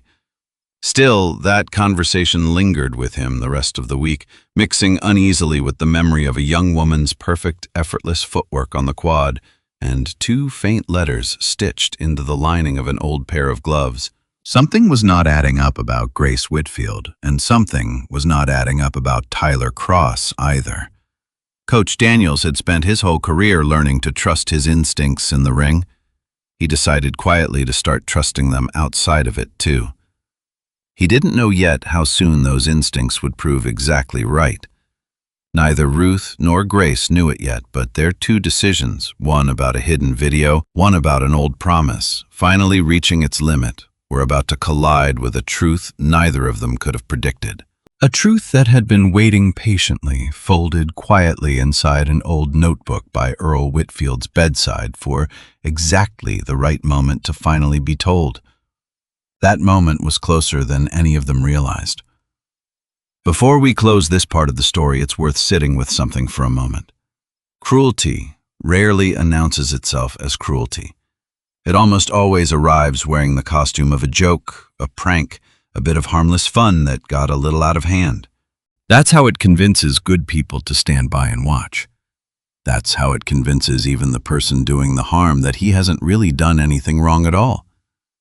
Tyler Cross told himself walking away from that tree that night that it was nothing serious, just a joke. Nobody got hurt. But somebody did get hurt, just not in a way that showed up as a bruise or a broken bone.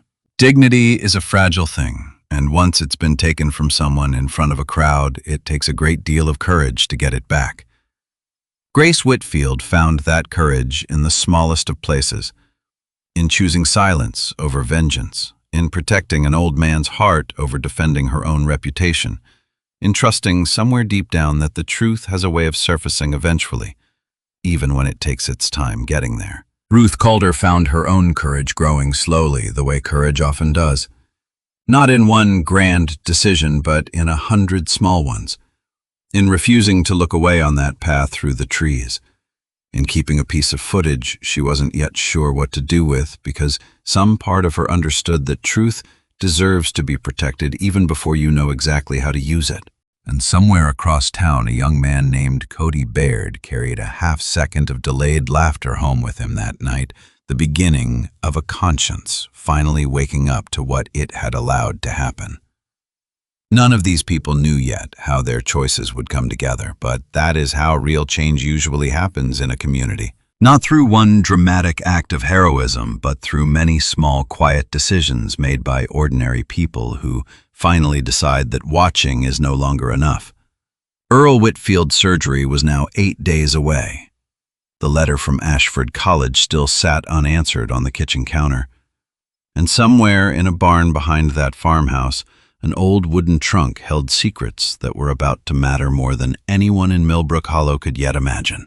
Grace Whitfield had spent her whole life believing that quiet strength was enough, that patience, given enough time, would always win out over cruelty. But standing there, in that barn beside a trunk holding the only proof of who she really used to be, she began to wonder for the very first time whether some situations require more than patience. Whether some lies grow so large they can only be answered with the truth, and whether the time for staying quiet, no matter how deeply she believed in her father's promise, might finally be coming to an end. Outside the barn, the wind picked up, rattling the old tin roof, carrying with it the first real chill of the coming winter. Somewhere, out past the tree line, an owl called once, then went silent, as if the whole farm were holding its breath along with her. Inside the farmhouse, Earl slept on, unaware of the weight his granddaughter was carrying, alone in the cold dark of the barn. His breathing stayed even. His heart, for now, kept its steady, careful rhythm, the same rhythm the doctors were racing against with every day that passed. Grace stood there a while longer before finally heading back inside, past the chicken coop, past the old fence line, under a sky that had gone fully dark now, thick with more stars than any city ever offered.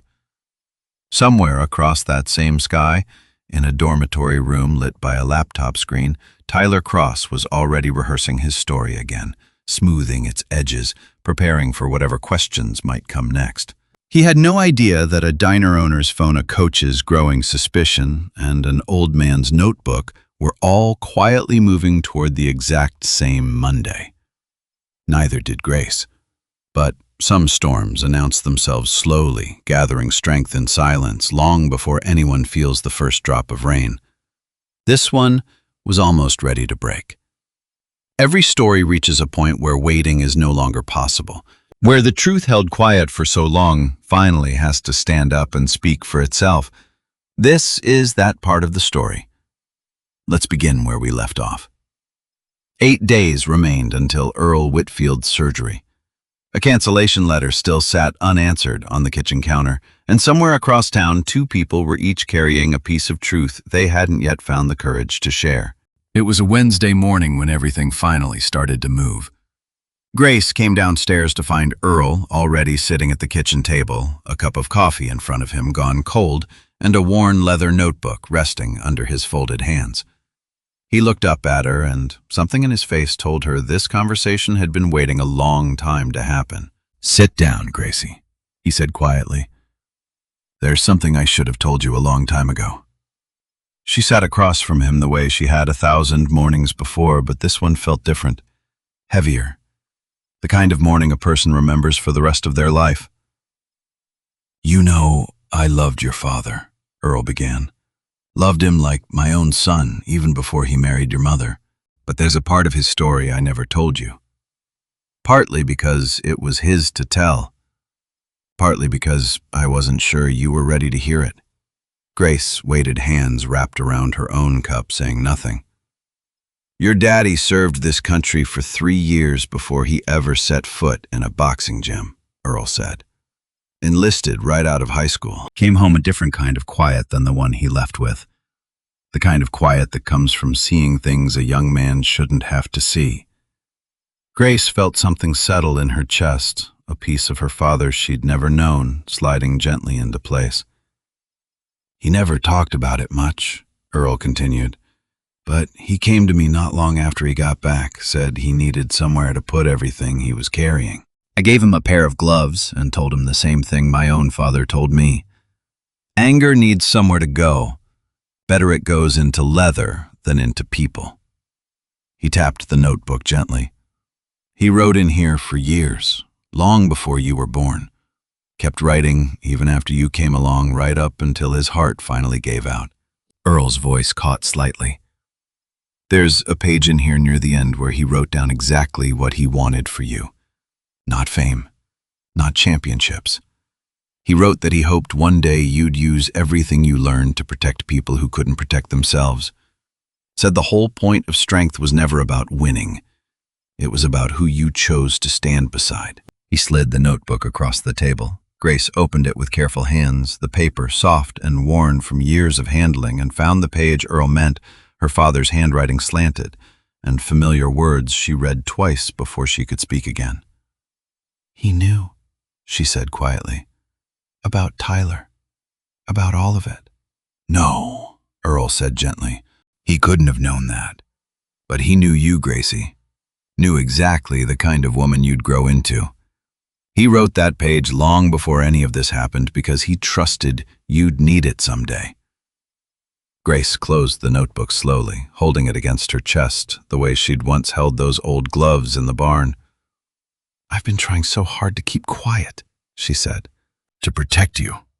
To keep my promise. I know, Earl said, and I'm proud of you for it. But there's a difference between keeping a promise and hiding from the truth. Your daddy never once ran from a fight worth having.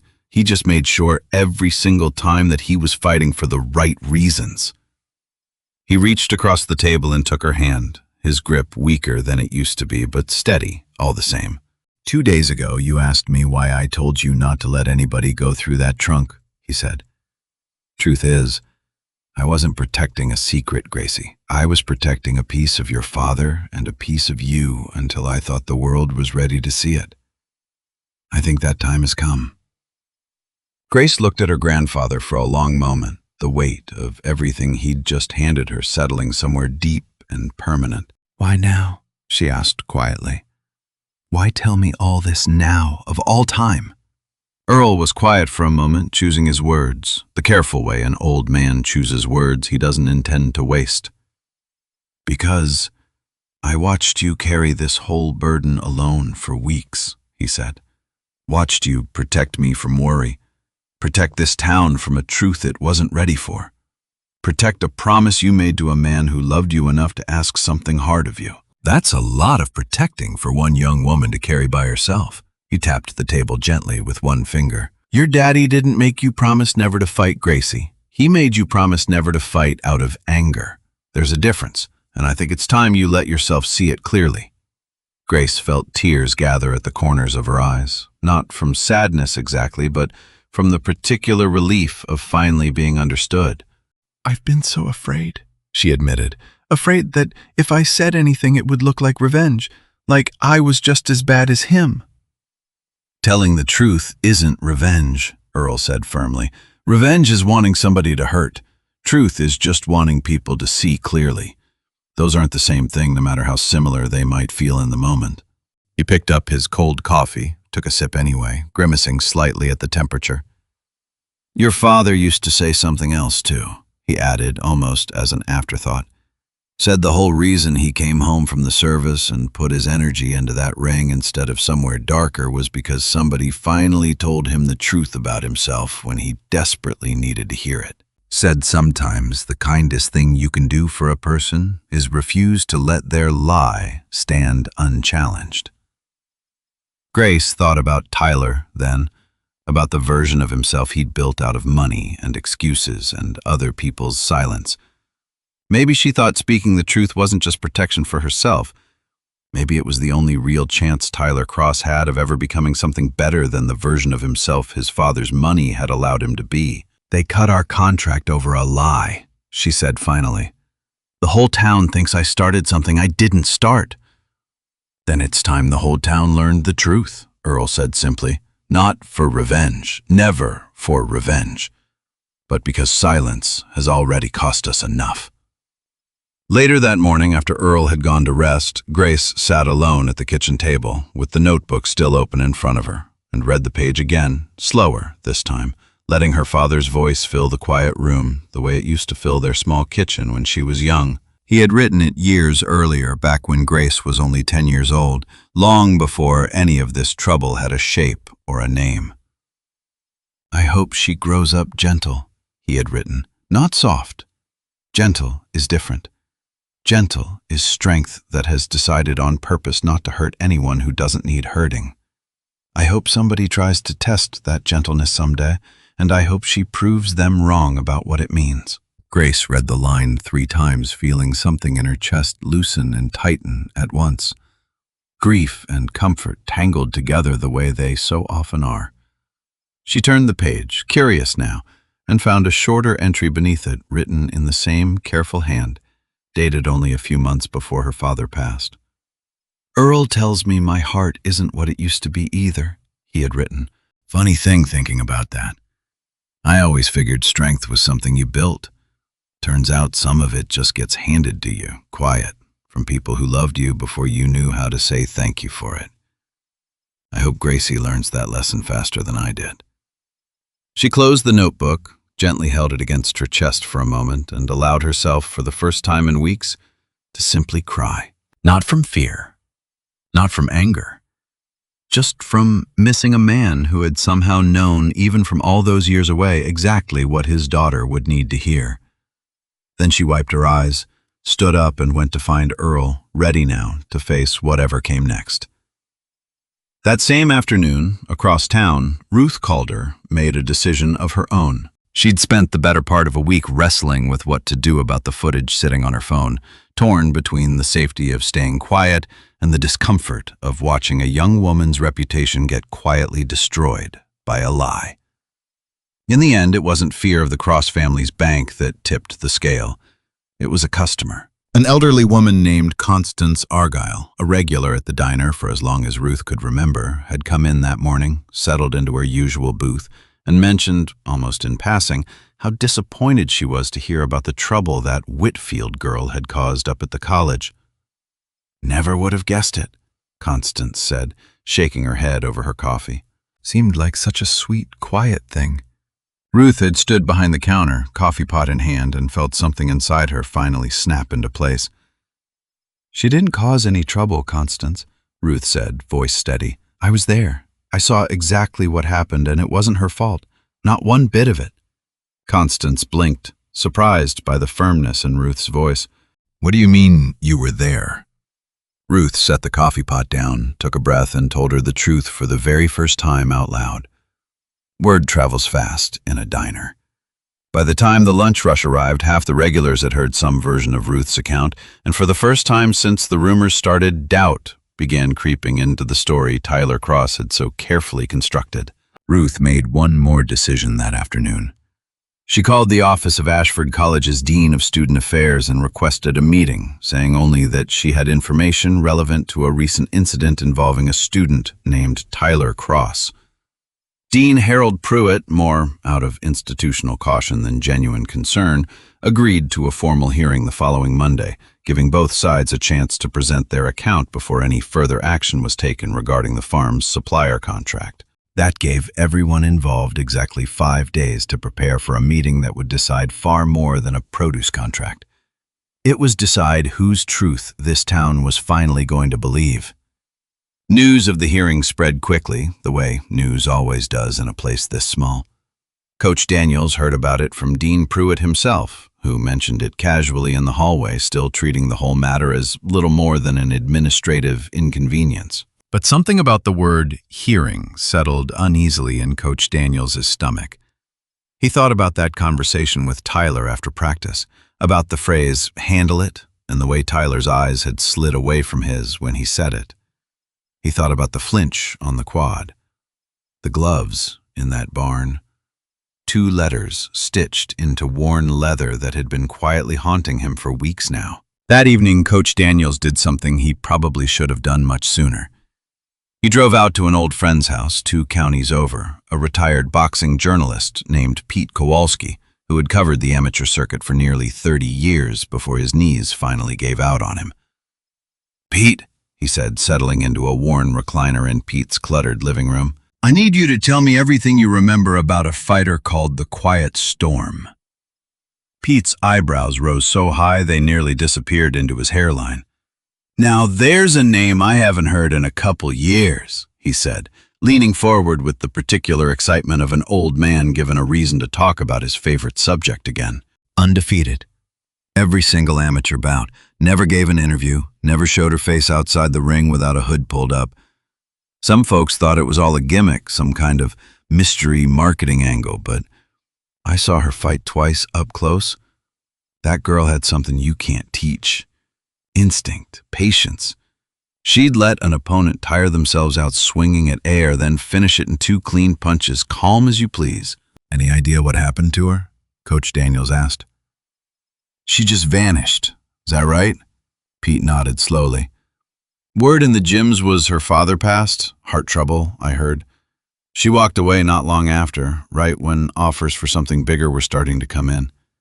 Coach at the time was heartbroken about it, but respected her decision.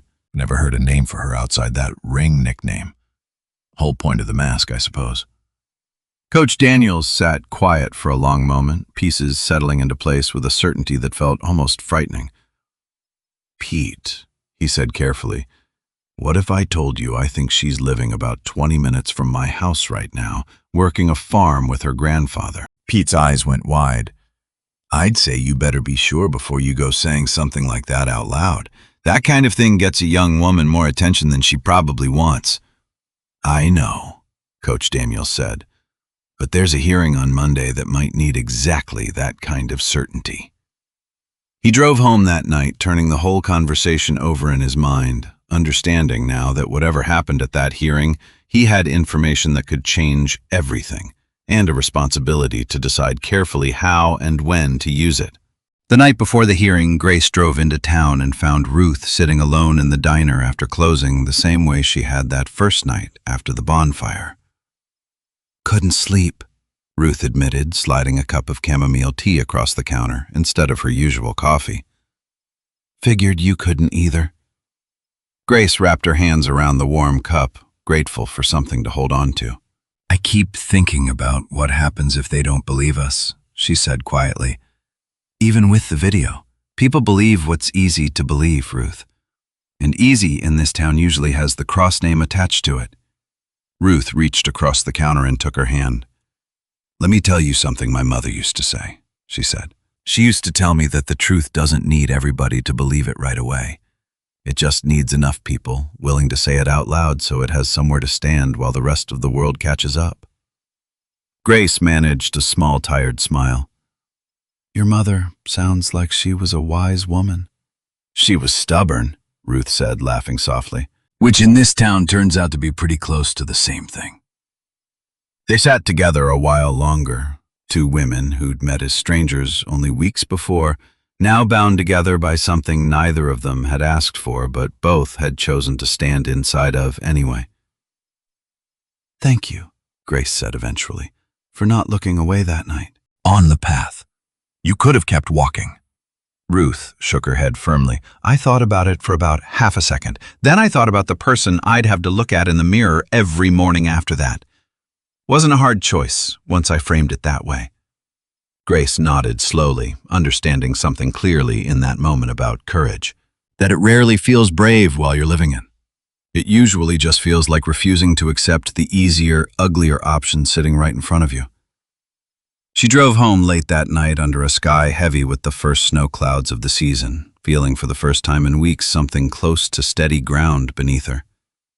Monday arrived cold and gray, the kind of morning that makes a person pull their coat a little tighter. The hearing was held in a conference room at the administration building. Long table, uncomfortable chairs, the particular sterile lighting that makes even innocent people look guilty. Dean Pruitt sat at the head of the table, flanked by 2 members of the Student Conduct Board. Tyler Cross sat on one side with his father Richard Cross beside him, dressed sharp, expression calm, the posture of a man who had never once lost a room he walked into. Grace sat across from them, Earl beside her, despite her protests that the stress of the trip wasn't good for his heart. He'd insisted, quietly but firmly, that some things a man shows up for, no matter what it costs him. Ruth sat beside Grace too, phone in her bag waiting for the moment she'd need it. Tyler's account came first, smooth and confident, exactly the version he'd been telling for a week now. Grace had wandered into their gathering uninvited, started a confrontation, and things had simply gotten out of hand, while his friends tried to calm the situation down. Richard Cross added a few remarks about his son's good standing in the community, about the family's long history of supporting Ashford College, phrased just carefully enough to remind everyone in the room exactly how much weight his name carried. Dean Pruitt nodded along the posture of a man already halfway convinced, already thinking about how quickly this uncomfortable matter could be resolved and forgotten. Then it was Grace's turn to speak. She told the truth, plainly, no embellishment, no accusations dressed up bigger than they needed to be, just exactly what had happened, from the market to the quad to the bonfire and the tree. Her voice never rose. She didn't point a finger, didn't raise her chin in anger, didn't ask for sympathy from the board members watching her closely. "I never once raised a hand against any of them," she said near the end, looking directly at Tyler for the first time since sitting down. "Not because I couldn't. Because I promised somebody I loved that I wouldn't. That promise mattered more to me than proving a point to people who'd already decided not to believe me." For a moment something flickered across Tyler's face. Not quite guilt, not yet, but something close to it. The first small crack in the story he'd been telling himself for weeks. One of the board members, a quiet woman near the end of the table who hadn't spoken yet, asked Grace gently why she hadn't come forward sooner, why she'd let the rumors sit unchallenged for so many days. Grace considered the question carefully before answering. "My grandfather has a heart surgery in a few days," she said. "I was more worried about protecting him than protecting my own name. I still am, honestly. But I've learned recently that sometimes protecting the people you love means telling the truth loud enough for them not to have to carry it alone." The board member nodded slowly, something in her expression softening. Tyler's lawyer present at Richard Cross's insistence immediately suggested it was simply one account against another, a matter of he said, she said, nothing that warranted further action. That's when Ruth stood up. "It isn't just her word," she said, voice steady despite the nervous flutter in her stomach. "I have video." The room went very quiet. Ruth played the footage on her phone, passed it around the table so each board member could see clearly what had actually happened that night. The rope, the mud, the laughter. Tyler's voice, unmistakable, calling out cruelties that needed no further explanation. Richard Cross's calm expression finally cracked just slightly, watching his son's voice condemn him from a small glowing screen. Tyler sat frozen, the confidence draining slowly from his face as the video played out in full. But even then, Dean Pruitt hesitated, glancing toward Richard Cross with the particular discomfort of a man weighing truth against influence. "This is certainly troubling," he said carefully. "But we should consider context. Perhaps this was a misguided attempt at some kind of tradition that simply went too far." That is the exact moment the hearing might have quietly slipped away, buried under careful language and institutional caution, if not for what happened next. The door at the back of the conference room opened. Cody Baird walked in. He hadn't been invited, hadn't been asked to attend. He'd simply heard about the hearing through the same rumor mill everyone else had, and something about that half-second delay in his own laughter, the shame that had followed him for a week straight, finally pushed him through that door. "I was there," he said, voice shaking but clear. "I was one of them. I didn't tie the rope, but I stood there and laughed, and I didn't stop it, and that makes me just as responsible as anyone else in that video." The room turned to look at him, stunned. "I want to make a statement," Cody continued, "because what's in that video is exactly what happened. Every second of it. And I've felt sick about it every day since, watching everyone believe a lie that Tyler told to protect himself." Dean Pruitt, faced now with corroborating testimony from inside Tyler's own circle, could no longer treat the matter as simple hearsay. Richard Cross's face had gone pale, the calm confidence completely gone, now replaced by the particular panic of a man watching money and influence fail to solve a problem for the very first time in his life. Tyler sat with his head down, silent, the truth finally too large and too documented for any story to cover it back up again. That's when the second surprise of the morning arrived, though this one came quietly, almost gently. Constance Argyle, the elderly diner regular, had come to the hearing too, along with 3 other longtime residents of Millbrook Hollow, all of them there simply to speak on behalf of the young woman they'd watched over the past few weeks treat every single person in this town with nothing but decency. Old Mr. Fenwick spoke about the Whitfield family's 50-year reputation for honesty. Pastor Whitmore spoke about Grace's quiet consistency at Wednesday Bible study, her patience, her kindness toward the elderly congregants who struggled with the church steps. Constance simply said that she'd been wrong to believe a rumor before hearing the whole truth, and that she was sorry for it. It wasn't a courtroom drama moment exactly. No dramatic gavel banging, no shouted accusations, just a handful of ordinary people finally deciding that silence had gone on long enough. Coach Daniels had been sitting quietly near the back of the room throughout the entire hearing, watching everything unfold, weighing the last piece of information he still hadn't shared. Now, with Tyler's lies exposed and the room finally ready to hear something true, he stood. "There's something else the board should know," he said. "Something that doesn't change what happened here today, but might help explain why." He looked at Grace, a question in his eyes, silently asking permission before he continued. Grace hesitated only a moment before nodding once, understanding somehow that the time for keeping this particular truth hidden had finally, quietly, come to an end. "A few weeks ago," Coach Daniels said, "I watched this young woman avoid an aggressive shove from Tyler Cross using footwork I've only ever seen from trained fighters. Since then, I've done some research. Miss Whitfield fought amateur boxing for several years under an assumed name. She was undefeated in every sanctioned bout she ever competed in." A murmur moved through the room. "She never once used that training to retaliate against any of this," Coach Daniels continued. "Not at the market, not on the quad, not even tied to a tree in the dark. I think that says a great deal more about her character than anything else presented here today."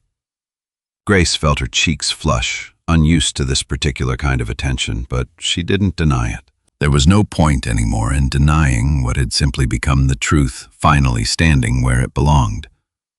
Earl, sitting beside her, reached over and took her hand, pride written plainly across his tired face. Dean Pruitt, faced now with video evidence, a corroborating witness, community testimony, and a revelation none of them had seen coming, had no reasonable path left except the truth. The board's decision came within the hour.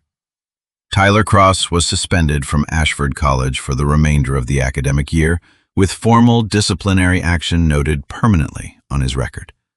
His athletic scholarship tied directly to his standing on the boxing team was revoked immediately. He was required to issue a public apology, both to Grace Whitfield and to the college community at the next scheduled assembly.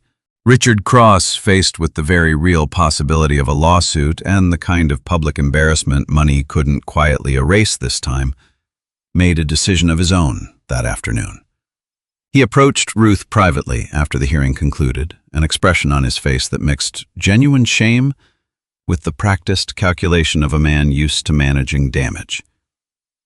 "I understand my son owes your business an apology too," he said, "for the way he's treated you and your customers.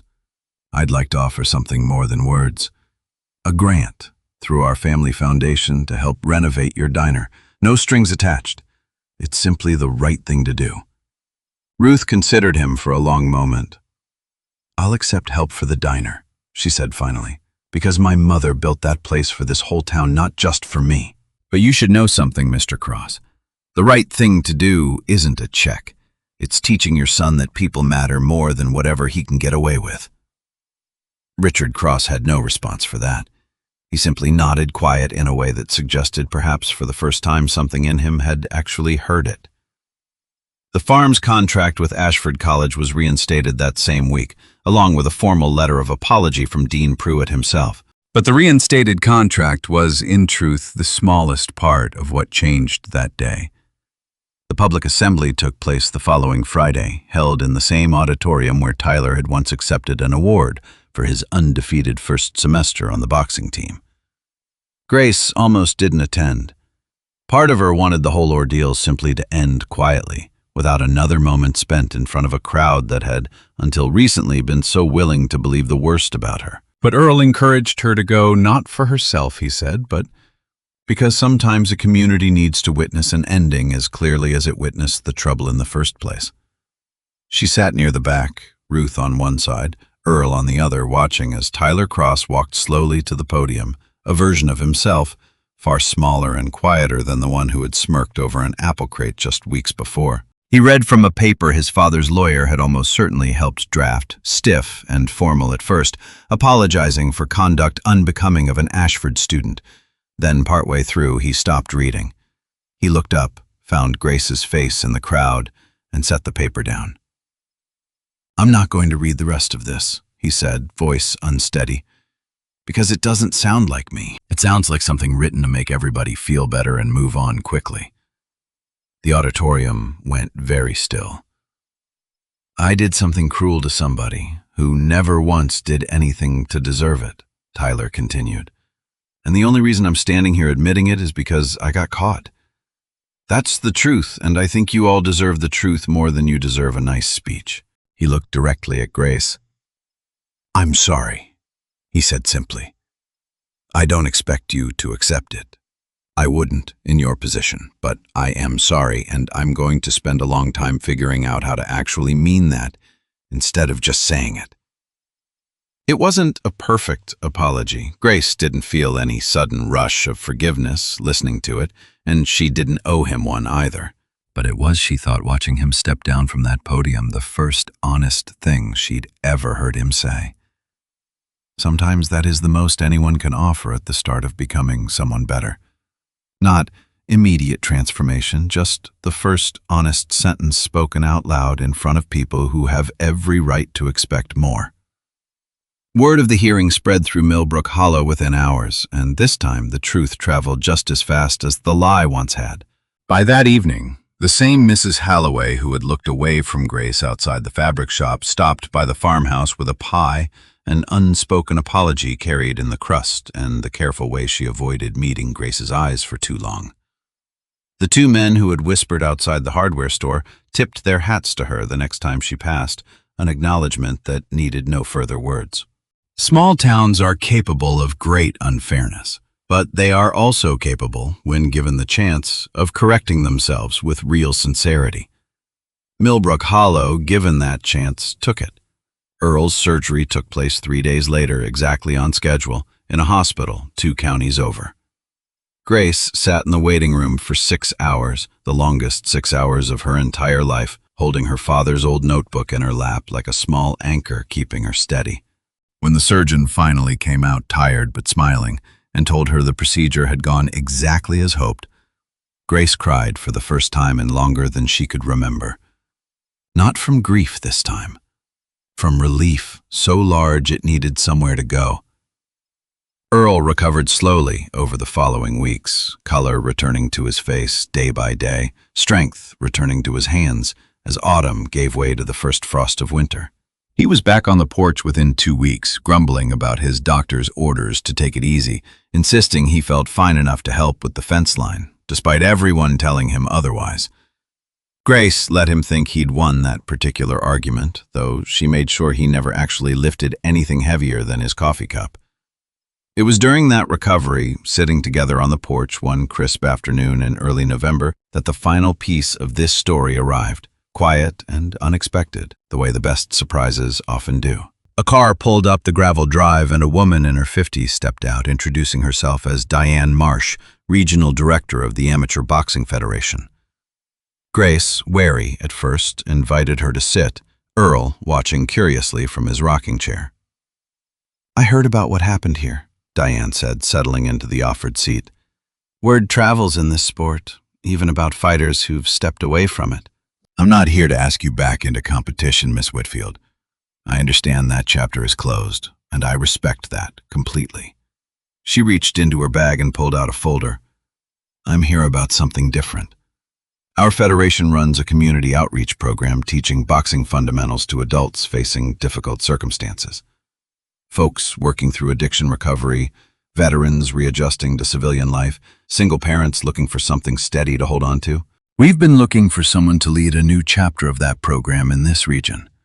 Someone with real skill, real patience, and real understanding of what it means to fight for something bigger than yourself. Grace sat quietly absorbing this, glancing instinctively at Earl, who was smiling in a way she hadn't seen since before his surgery. "Your father's old notebook," Earl said softly before Grace could respond. "Read the last page again sometime. He wrote almost exactly this, Gracie. Said he hoped you'd use what you learned to help people who needed steady hands more than they needed champions." Grace looked back at Diane Marsh, something settling into place inside her chest. A purpose she hadn't realized she'd been quietly searching for since the day she left the professional circuit behind. "I'd like to hear more about it," she said. That conversation marked the beginning of something new, a chapter neither cruelty nor gossip nor fear had any part in writing. Winter came fully to Millbrook Hollow not long after, and with it came the opening of a small community boxing program held twice a week in the gymnasium at Ashford College, offered free of charge to anyone in the county who needed it. The first session drew only 6 people, standing awkwardly in loose rows on a gymnasium floor that still smelled faintly of fresh varnish. A woman in her 40s, recently sober, hands shaking slightly as she pulled on a pair of donated gloves for the very first time. A man who'd spent 2 decades in construction before a back injury took his livelihood looking for something to do with restless hands and a restless mind. A young father, exhausted and uncertain, who admitted quietly to Grace after that first class that he hadn't done anything just for himself in almost 3 years. There was also an older man near the back of the group, a retired mechanic named Sam, who'd come, he admitted sheepishly, mostly because his daughter had signed him up without asking, worried about how much time he was spending alone since his wife passed. He stood a little apart from the others at first, arms crossed, clearly certain he didn't belong there. By the end of the hour, Sam was laughing along with the construction worker, the two of them comparing sore shoulders like old friends already. Grace noticed him linger a little longer than the others before leaving, glancing at the gloves rack near the door. "Same time Thursday," she told him. "I'll think about it," he said, though something in his voice suggested he already knew the answer. He was there Thursday, and every session after that for as long as this story has any way of knowing. Grace walked among them slowly, adjusting a stance here, softening a clenched jaw there, speaking in the same calm, unhurried voice her own father had once used with her. "You don't need to hit hard," she told them more than once that first evening. "You need to hit smart. Strength without control just wears you out. Control is what lasts." By the end of that first hour, the sober woman was smiling, sweat on her brow, something loosening visibly in her shoulders that hadn't been there when she walked in. The construction worker laughed for the first time in weeks, missing a combination badly enough to stumble, catching himself with a grin instead of frustration.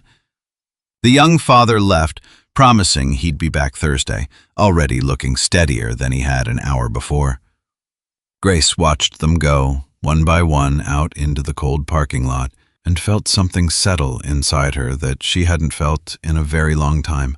Not the hollow satisfaction of a hand raised in victory after a match, something quieter, something that felt for the first time entirely her own. Ashford College, in a quiet gesture of its own reckoning, asked Grace if she might allow a small display in the athletic building's trophy case, honoring the history of the sport within the region. Grace agreed, on one condition. She brought in her father's old gloves, the worn leather pair with 2 faint letters stitched inside the cuff, and asked that they be displayed, not as a symbol of victory, but as a reminder of restraint, of patience, of a promise kept even when keeping it was hard. A small plaque was placed beneath them, simple and unadorned. "Strength is not in the hands that strike. It is in the hands that choose not to." Coach Daniels stood beside that display the day it was unveiled, Cody Baird among the small crowd gathered to see it, having spent the intervening weeks quietly volunteering at the new community program as a way of making right what he hadn't stopped in time. Grace found him afterward near the edge of the crowd, looking like he wasn't sure whether he belonged there. "You didn't have to keep coming back," she told him. "To the program, I mean. Nobody would have blamed you for staying away." Cody shook his head. "I would have blamed myself. Showing up is about the least I can do, considering." "It's not the least," Grace said. "It's actually a lot coming back after something like that." "Plenty of people never do."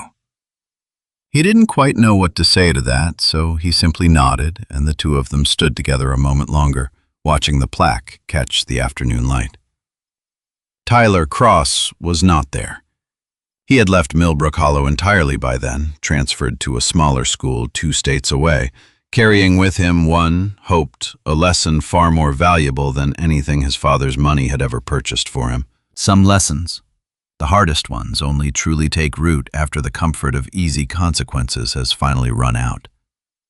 Ruth's Diner reopened that same winter, freshly renovated, busier than it had been in years, the whole town seeming to find its way back through those doors with a little more warmth than before. And on a quiet Sunday afternoon in December, Earl Whitfield sat on his porch, a blanket over his knees, watching his granddaughter walk a group of nervous, hopeful strangers through their very first boxing stance in the yard below.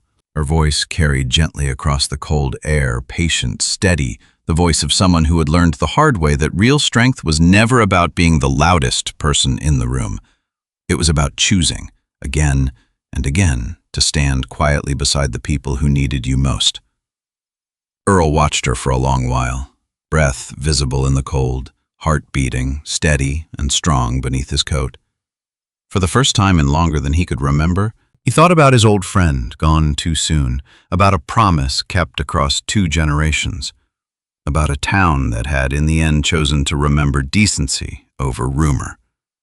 And he thought quietly that whatever years he had left, he intended to spend every single one of them exactly like this, watching his granddaughter teach the world something it desperately needed to relearn.